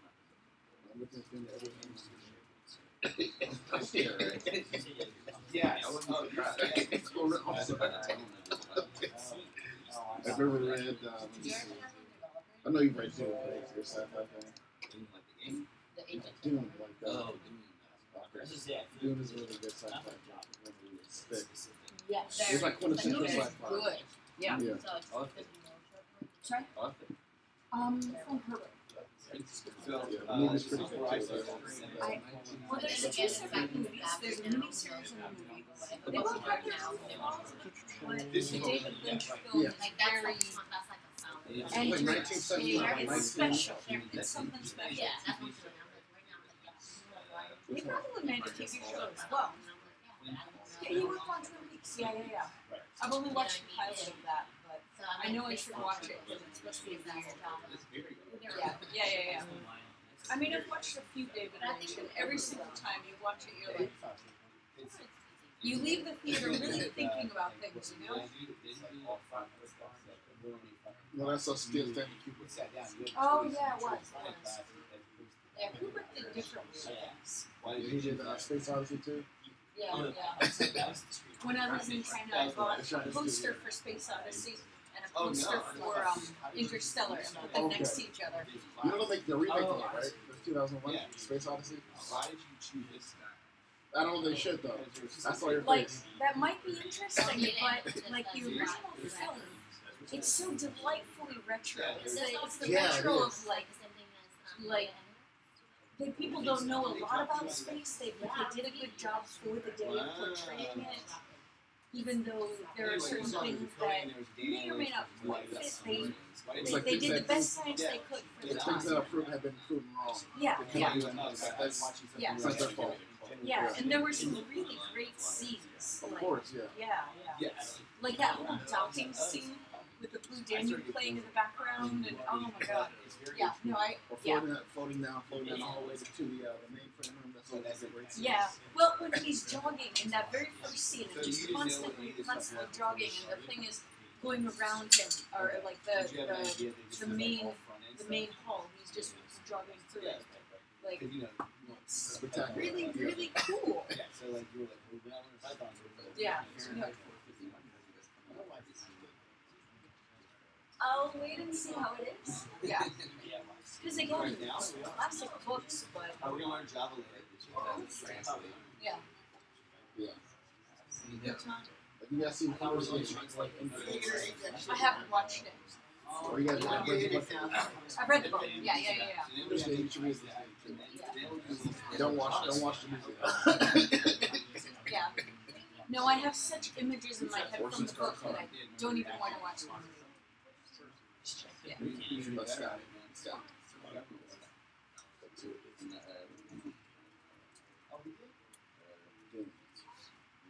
I would read you first. It's like quintessential sci-fi. Yeah. Did you use your grades? Are you already doing it now? Yes. You do it now. Yeah. Or Java. Which one?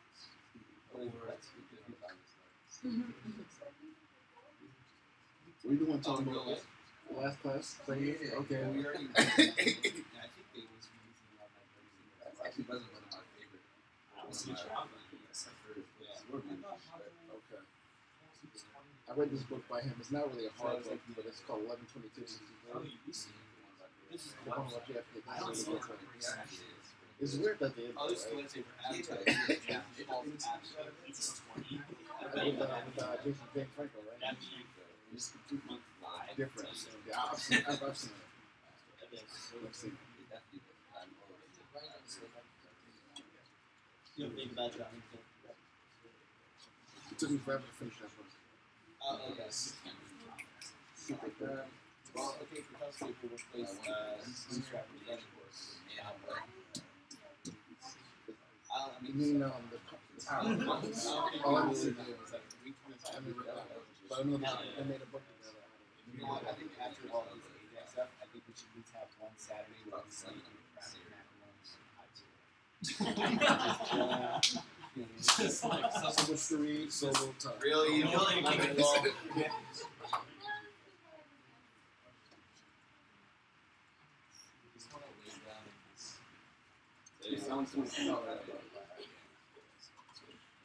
Okay.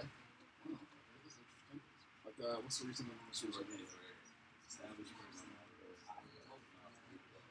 Okay, that's cool. My brother's name is Miles, and it's actually named after Miles Davis. My mom and dad are huge guys.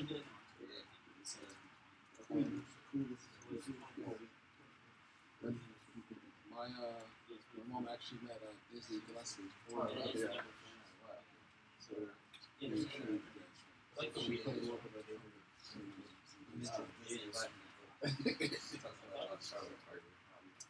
Too bad. Driving with Java.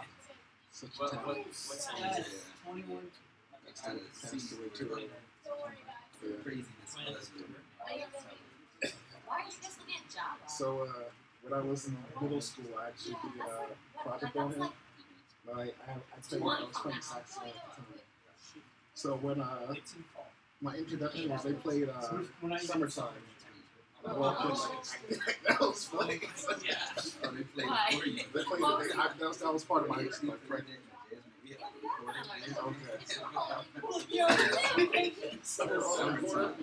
Man. That'd be a quick Okay. Summertime.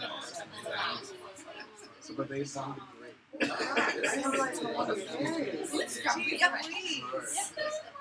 That's crazy. I don't know. It wasn't dry. I watched it before the weekend, but just putting it up with this, it didn't dry, so I thought On his eyes. Look at Oh, so what's your Are they blind? It's cold. No, they're He's blind. that's how They're blind. I'm tired. I worked 12 hours. Don't want That makes this. sense. I want to have those guys. For you both. Oh, so you don't want the timer to start until you put stuff. Jobs. It's like with the government, like, How are you? So on startup, it's already calling that now. yeah. So what you could do is add an click. Oh, this function is say Yeah, but then because now like it's like I want to pick up the and then I'll hide it and then I'll call this function.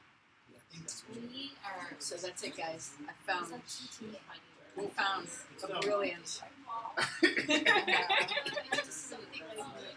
That's Odin, not Odin. It's Loki. Yeah. It's Marvel, not Norse mythology. That blood and then. on click Tom is Cruise. hide it. Yeah, yeah. So all my good, I can put that on there because Sure. Yeah. thank you. Sure. And we're supposed to work together. Question? I was looking at your shirt. Oh, yeah. I have this one that has this stormtrooper sitting at a bar. Mhm. He's like this. He's got like a shot next to him. He's like, those were the joints I was looking for. True, true. Oh, that's a good one. I might have to Google that one out. Yeah. I've heard those bad. Are you? Too bad. I like that one. That's it. I think you were kind of like experiencing Star Wars since you got this point. Yeah. And then after this, We had 3 months of like, at least like 3 months, like 9 weeks. Hey, Lord, have you seen Solo yet? I haven't, no spoilers. I haven't seen it yet, but I heard it wasn't that good. I heard it had been See, I've heard some people say it's pretty bad. Yeah, I've heard some people say it's pretty good. So, I'll find out once I see it. I heard it, I heard the same thing. still, Yes, see it for You're a yourself. Star Wars fan. Yeah. You're gonna like it. So. And plus, I like Because I Donald think Glover for too. 3 months we've been doing not. The No, JS. no. Well, that's good too. It's probably not tax. Doing all this. It's alright. That's like, right? I don't know. This out of order. So, that's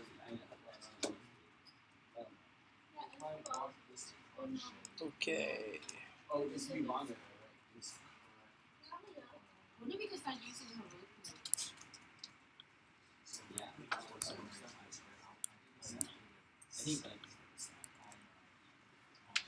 Okay, so we're going to get class started again.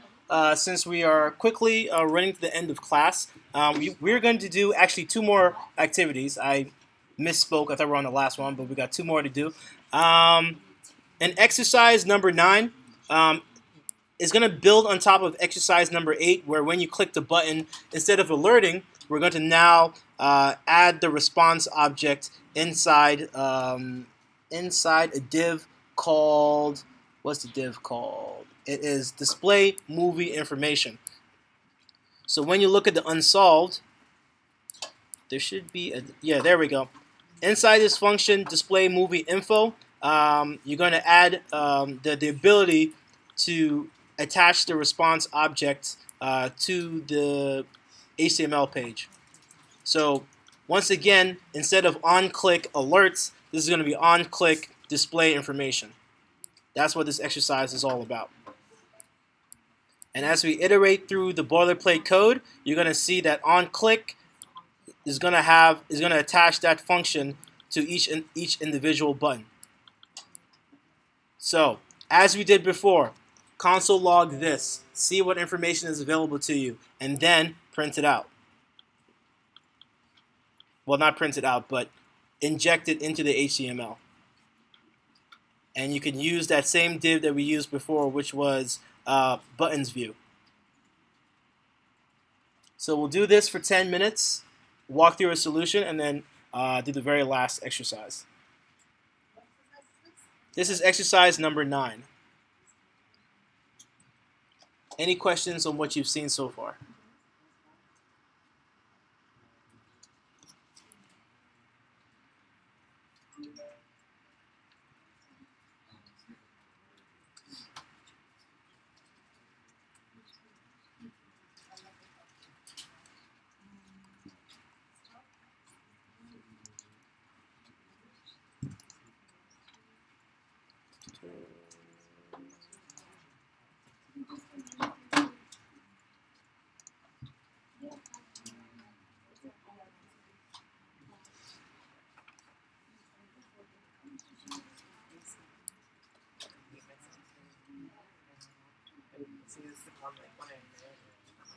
And remember, when you console log this, you're going to see that you have access to the data name as you did before. Now we need to display the response object. How do we get the response object? How do we get movie information? Correct. We need to make an Ajax call using the data name key inside the Ajax call. Grab that response information, inject it into the HTML.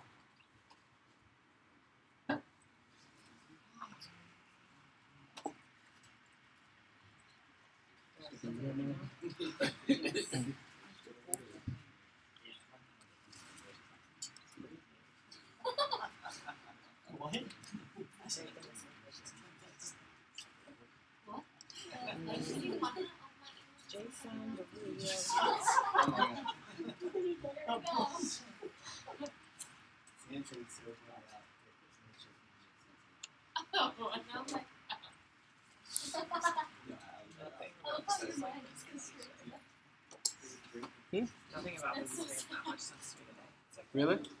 Where am I losing? I think just in general. I think it's just like my brain's like not like having it today. Do you know what I mean? Like, I got you. I'll catch up. There's Cool. like, a minute. Yeah, I'll post the YouTube link for you to look again. Yeah.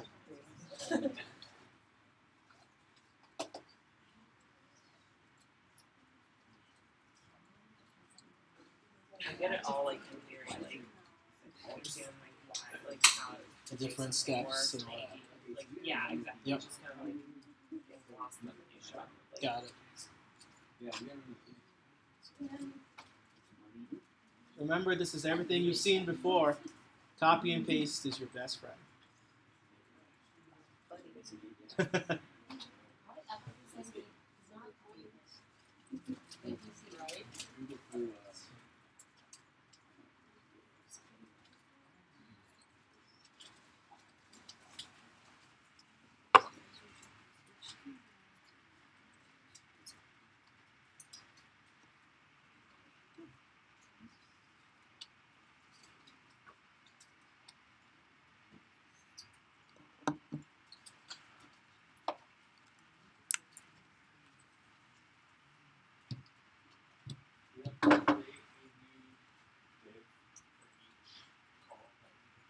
A new div, no. All you need to do is just no, you can just throw the entire HTML into the div that already exists. Yeah, the buttons view.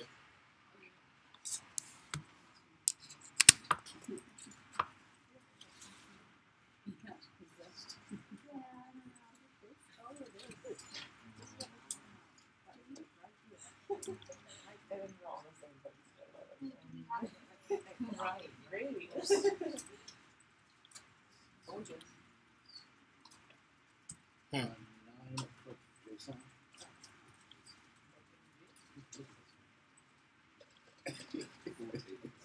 Yeah, I don't know who created this example. They said buttons will get dumped there. Oh, that's cute.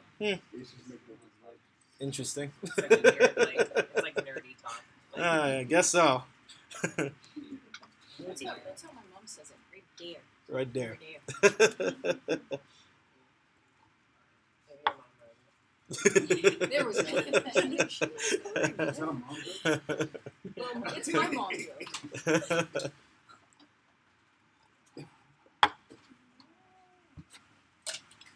She's Hungarian, so she still pronounces the as a d.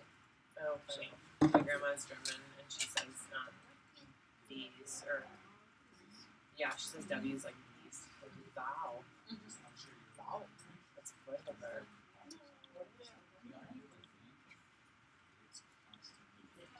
Wait a second. Question. The URL. You can look at like a previous example where we were querying the movies. Actually, were we doing that in any previous examples? Movie JSON dump. Yeah, we were. Right here. Exercise number 6. Yep. Yep. Exercise number 6 will have some boilerplate code that you can use to copy and paste the Ajax call.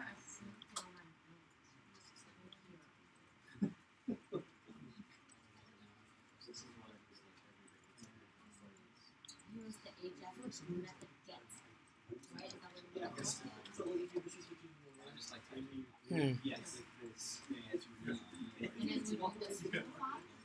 it's never this. Oh, and I'm sorry. I think someone asked me, do we need to create a div called, like, I don't know, movies view or whatever? You do for this example. It doesn't seem like it exists. You would create one, like, over here. Yeah. Yeah, in the HTML. ID. You can call it whatever you want, but, like, movies here.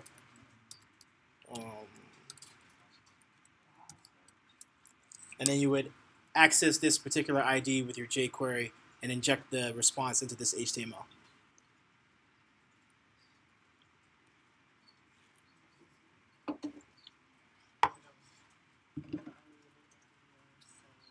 That's what's for.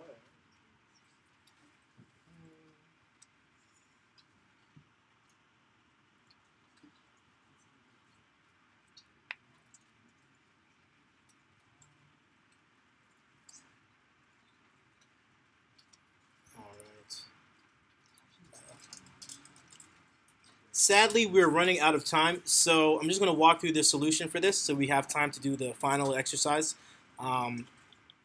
If you guys take a look at the solution, you'll see that they created a div called movies-view. That's where they're going to inject the response object. And then all it would be inside the function display movies info, they're going to get the data name attribute from the this object like we did in the previous exercise. They're going to use the query URL boilerplate that we had in exercise 6, inject the movie name. Then we're going to do an Ajax call to the OMDB API, take that response, make a call to the movies view div.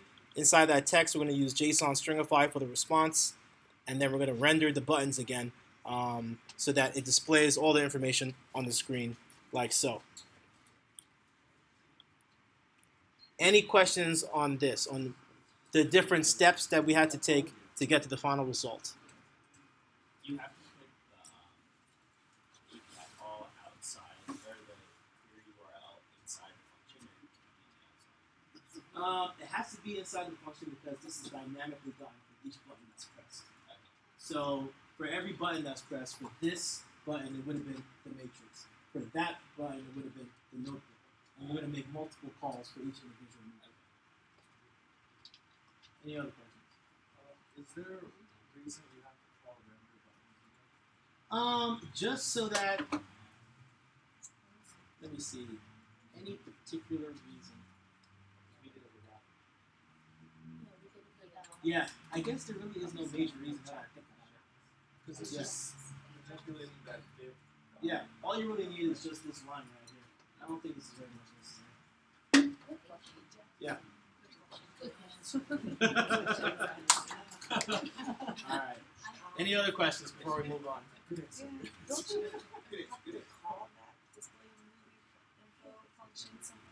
yes, this gets attached to the buttons in the same way alert function was attached in the previous exercise at the bottom. We're going to say in this document, for all buttons with the movie class, they're going to use this function. All right. So moving on, for this very last exercise, we're going to put it all together where we, let's see. Let me open up this final solution. We are going to, this part is already done for you, the Ajax call, but you're going to take the response and you're just going to print it out in the HTML. And you're going to append each individual movie. So if we look at the boilerplate, you're going to see that you have the buttons view. You're going to need an additional view for the other movies, as you did in the other exercise. So you're going to create the div that you attach the response information to. Then we've already given you the display movie info code, so you don't have to worry about that. What you care about is taking that response and attaching the pieces of information in that response to the screen. So you're going to need to create additional objects on the fly dynamically per button that is clicked. So yes, so we're going to do this for the next 20 minutes. Yeah, for the next 20 minutes.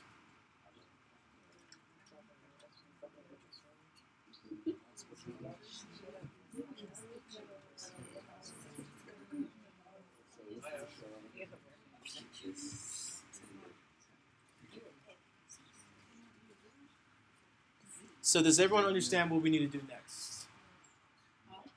You got it?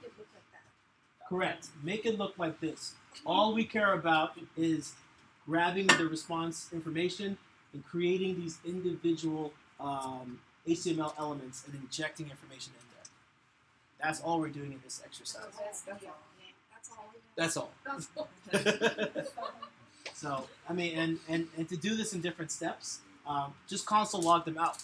Console log out each individual piece. The rating, the release date, the plot, the image URL. Make sure that you're able to access them correctly.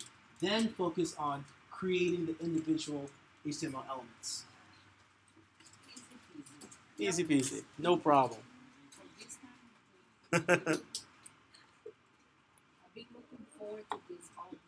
Oh, I bet. This is the most exciting part of our day.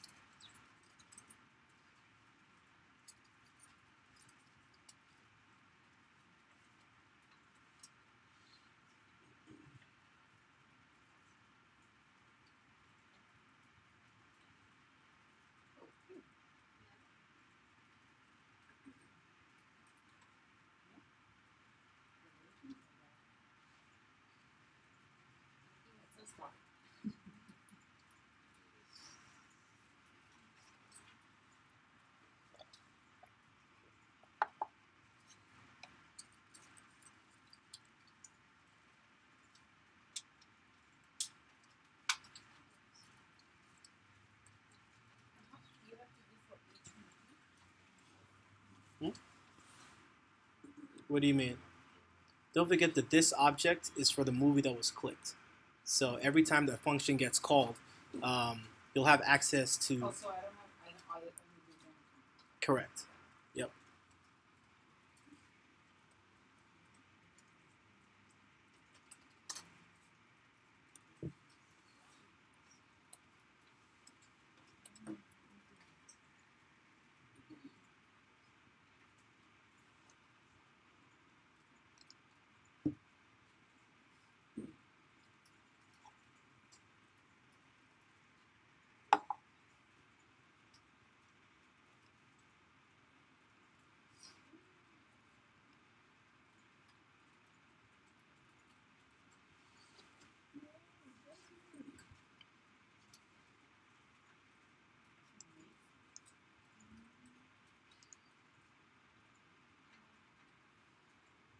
This is the last episode we are doing. Mm-hmm.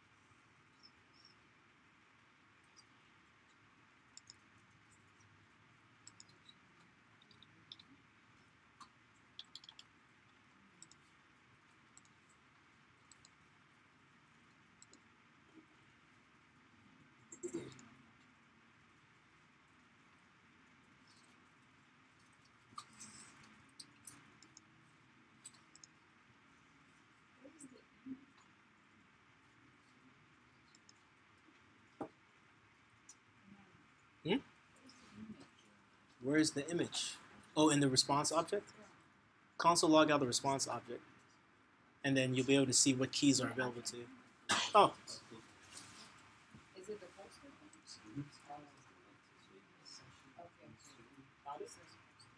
Okay.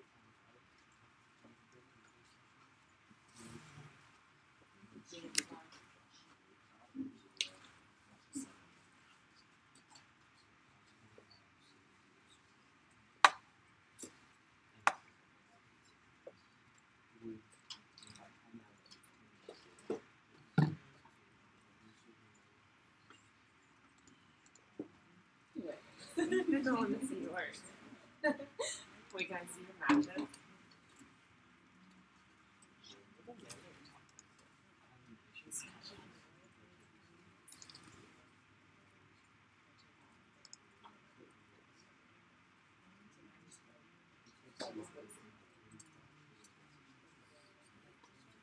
That's a good reason. Yeah. I think it's fun. So it's kind of part of the wish. Maybe the face is on. Who cares? Is that like totally gross?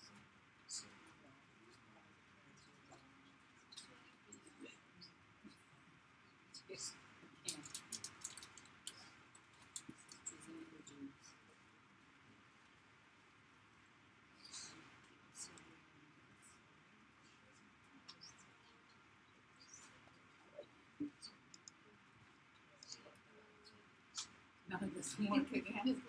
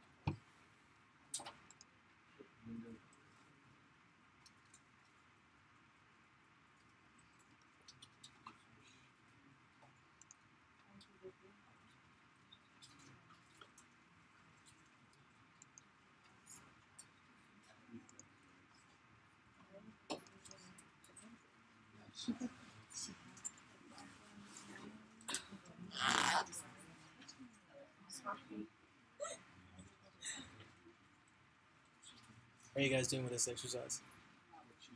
No? No. You got it?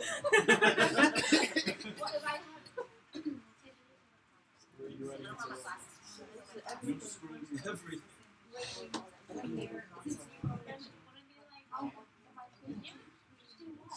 Okay. I still need it for 1 hour.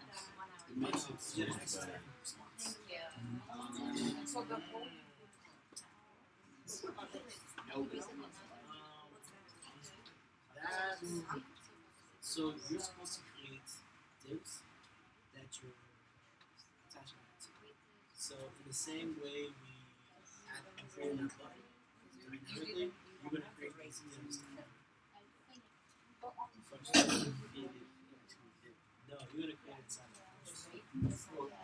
So you're going to look at the exercise themselves.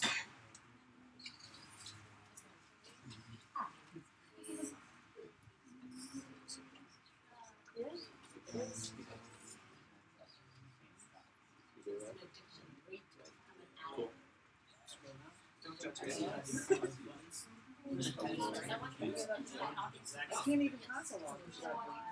Don't forget, you're not adding buttons. Don't judge us for buttons. Like, I should technically be able to use all those stuff, right?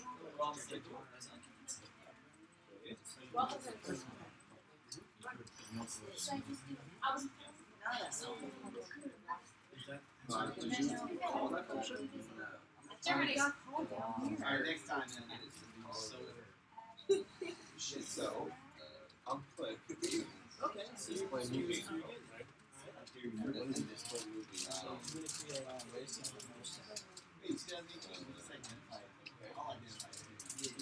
So right where you're depending on Document on click. Why is this selecting a box? oh no, scroll down. You're the right box. Selected box.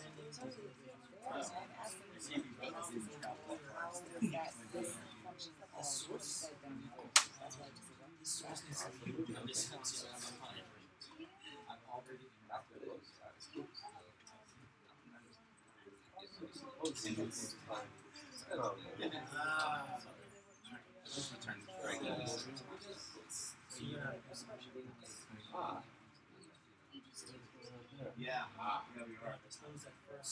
Each click is going to take a Response, whatever. Let's say. Well, when you go to the out, did you then create the data? Yeah. Yeah, so right there, it's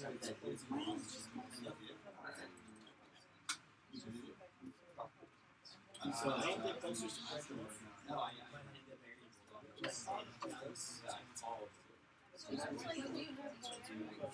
Yeah, the question. So you remember I was talking about the different ways that you can basically get data. So this right here, would I be able to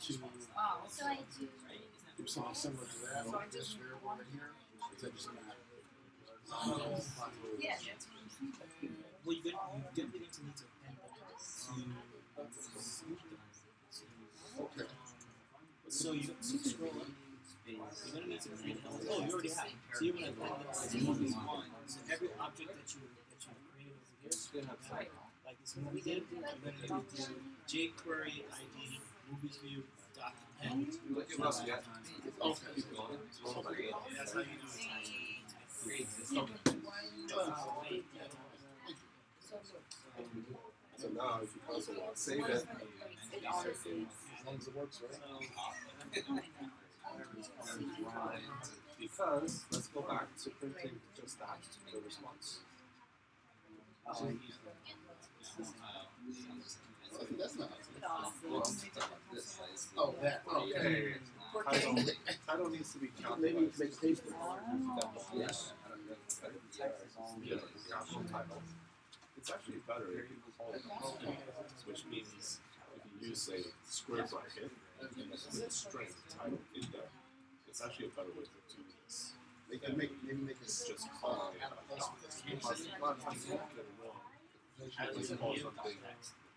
Simply We're trying to separate. This is the way you index an object. Call it back to this.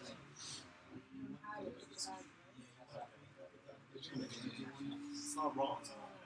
Using title capitalized. Yeah, so you I just it's like because you're saying It might work. okay. It's the same way you query a you put it in the string. This way. That's messy. Try one thing. Oh.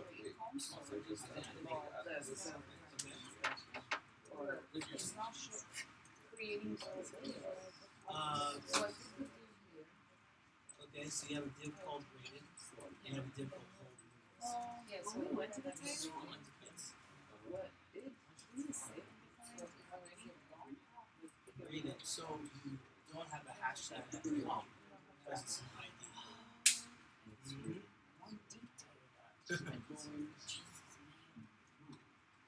Gary, Yeah, there you go. step one. So it is on the fly. Yeah, just have a space But right if you call something else, so Just for like that. example, call year, you should pick All right. So we have run out of time. So I want to walk through the solution so that you guys understand what's going on. You're sure. God, everybody's sure. First thing you're going to need is a div that's already a placeholder in the HTML. The example that they're using is movies-view. So you would create this div, and then the next thing you need to do is within the display movies info, on click, we're going to get that data object, get the data name, we're going to make the call to OMDB API, and then now we want to create new divs that we're going to add to the placeholder div that we already have. So we're going to create a movie div like so. There's going to be a div with the class movie. We're going to grab the rating from the response, and then we're just going to attach it to a p tag. So we're going to use p tag.text with the ratings. It's going to be in p1, and then we're going to append it to the movie div. Keep in mind, even though we've appended it to the movie div, it's not on the page yet. It only gets on the page if you attach it to movies view. Movies view, they're using a function called prepend. You could use append. It doesn't really matter. This is what actually throws it onto the HTML. So you're just going to do the same logic over and over again where you're creating these individual pieces, like getting the release information, creating a p tag object, appending it to the movie div. Same thing for the plot, appending it to the movie div. Same thing for the image. You're going to create an image tag. You're going to put in the attributes source object, the image URL, which is the response poster. Grab that image, attach it to the movie div. So when it gets attached to the movie's view, everything shows on the page. Question?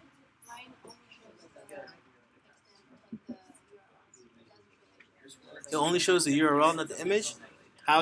Did you create an image like this?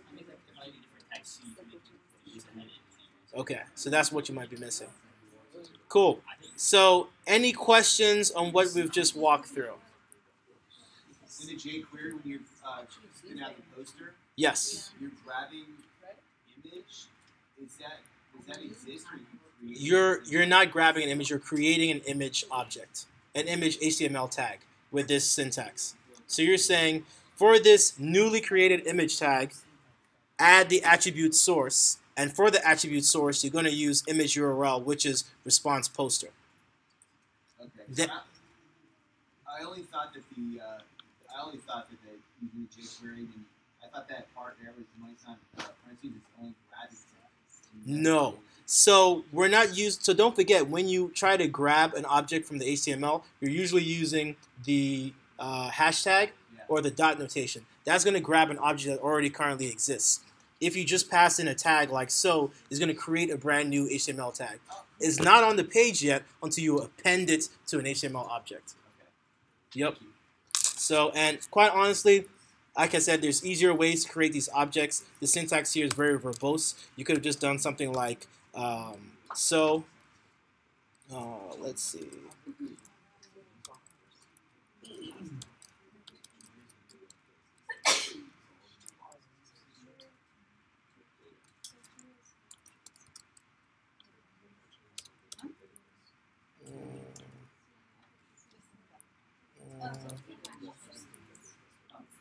Let's see. Yeah, and I believe, does this work? Let's confirm that this works. Yeah. And you can see it's shorter. You don't have to go through the flow of creating each individual object piece. There's quicker ways to do it. So, like I said, multiple ways to do the same thing, but you guys get the gist of it. You're creating these individual HTML elements, and you're attaching them to a div that already currently exists over here with the prepend or append function. Sure. Any more questions on this? Yes, this would be the image right here. You're creating an image tag with the source image poster, closing the tag, assigning it to the variable image, then you're going to append image to the movie picture. But where does the source go? Source? Right here.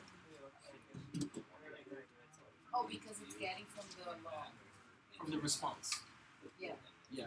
Then you Are you not going to do one of these? Just Sure. like- Yes, that you logged initially, correct. yeah. Are you going to put the gets in that? All right. So I wanted to leave the very last 5 minutes for some Q&A for Devin. I've been getting a lot of questions about boot campers' experiences finding jobs. Do they feel like the boot camps prepared them enough for their first-time job? I believe you're working as a junior front-end developer. So maybe you want to come up to the front and just talk a little bit about your experience.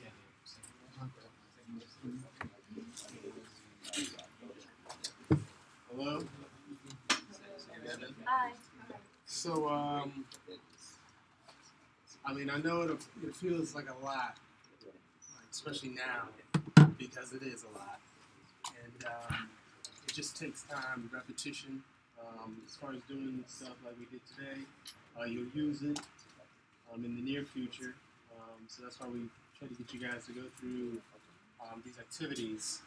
As far as finding a job, it depends on what you're looking for and what you're open to, where you're willing to drive, who you're willing to work for.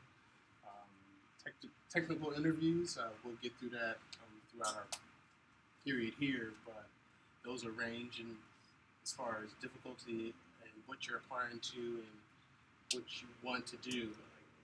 Hopefully throughout this process you figure out, well, not necessarily throughout this process, but eventually you figure out where you want to go with your career and what you want to focus on. So, Do you feel like the boot camp prepared you for those interviews? it did. I mean, it did because we had a career thing as well, and what they do is, I highly recommend you go through all of that. They'll prepare you for what you're going to see. They'll set you up with a lot of interviews and practice interviews that will get you ready to just tackle a question. Cool. Were you part-time or full-time? I was full-time. Okay. You think that's better or worse? You guys are doing a lot of the same exact stuff. Okay. So, you're gonna get in what you put. You're gonna get out what you put in. The activities we ask you guys to do, we're not asking you guys to build Facebook on the first day. Like, it's one step at a time, and then you'll figure out that, okay, maybe I can eliminate a step and make that two things in one. Just to make your code look better, feel better. And a lot of it is trial and error.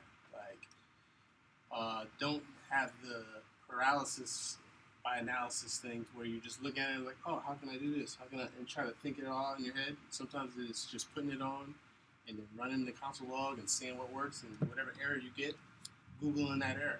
Like, it's a part of the process. Like, yeah. Well, you ever find a job right away? I'll admit it, for me it wasn't immediate. It took a couple of months, but in that process, you'll interview and you get used to things.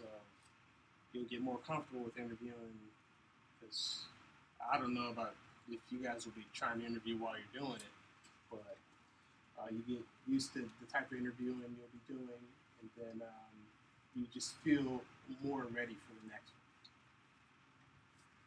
one. What type of I'm in a front-end junior, so yeah. So what do you use most? Well, actually, I just started this position last week, but JavaScript. Huh? Yeah, congrats. Oh, appreciate it. Congratulations. But so far, we're just going over some JavaScript stuff, and they're just going to take me through it, which will be the case for most junior devs that you go in, and they'll teach you what they want you to learn. Question? Okay, so are you applying the full stack or are you just modifying the DOM? Right now, they don't have me do it. Like, you're going to be on a team wherever you go, and they're going to bring you along slowly. So they're not going to have you messing up all the work they've been doing for the last 4 years. Yeah, so you don't have to worry about, oh, should I do all this and that. They're going to tell you exactly what you're going to do in the beginning. So it just depends on where you're at. Thanks. After the completion, what do you think, like, the language or class that you are like, most comfortable, like your favorite? Well, for me, I had fun with Node.js, and I had success with that. As far as React, for me, it was hard to digest at first, and we'll get to that. But that's something that I'm working on personally, just because I know that's where the industry is going, and that's stuff you have to concentrate on, just because we have to start thinking a little more long term out, and trying to get comfortable with what you know is coming. Quick question: would they still teach Rails? Rails? No, they haven't. Actually, you know what? It instead of the big portion it used to be, it's now only like a week towards the end. They said it used to be a bigger portion. Yeah. Cool. All right. Well, thank you very much. Cool. So yeah, I know this is a lot of information to digest, so I highly recommend you go through these exercises at home. Once again, I'm going to post a YouTube link so you can watch the video again. But yeah, once again, we're here as resources. Reach out to us, the instructors and TAs. I'm never online in Slack. If you want to reach out to me personally, you got to hit me up on LinkedIn.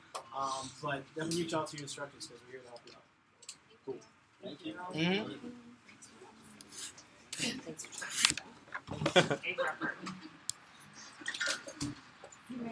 Uh-huh. But if you don't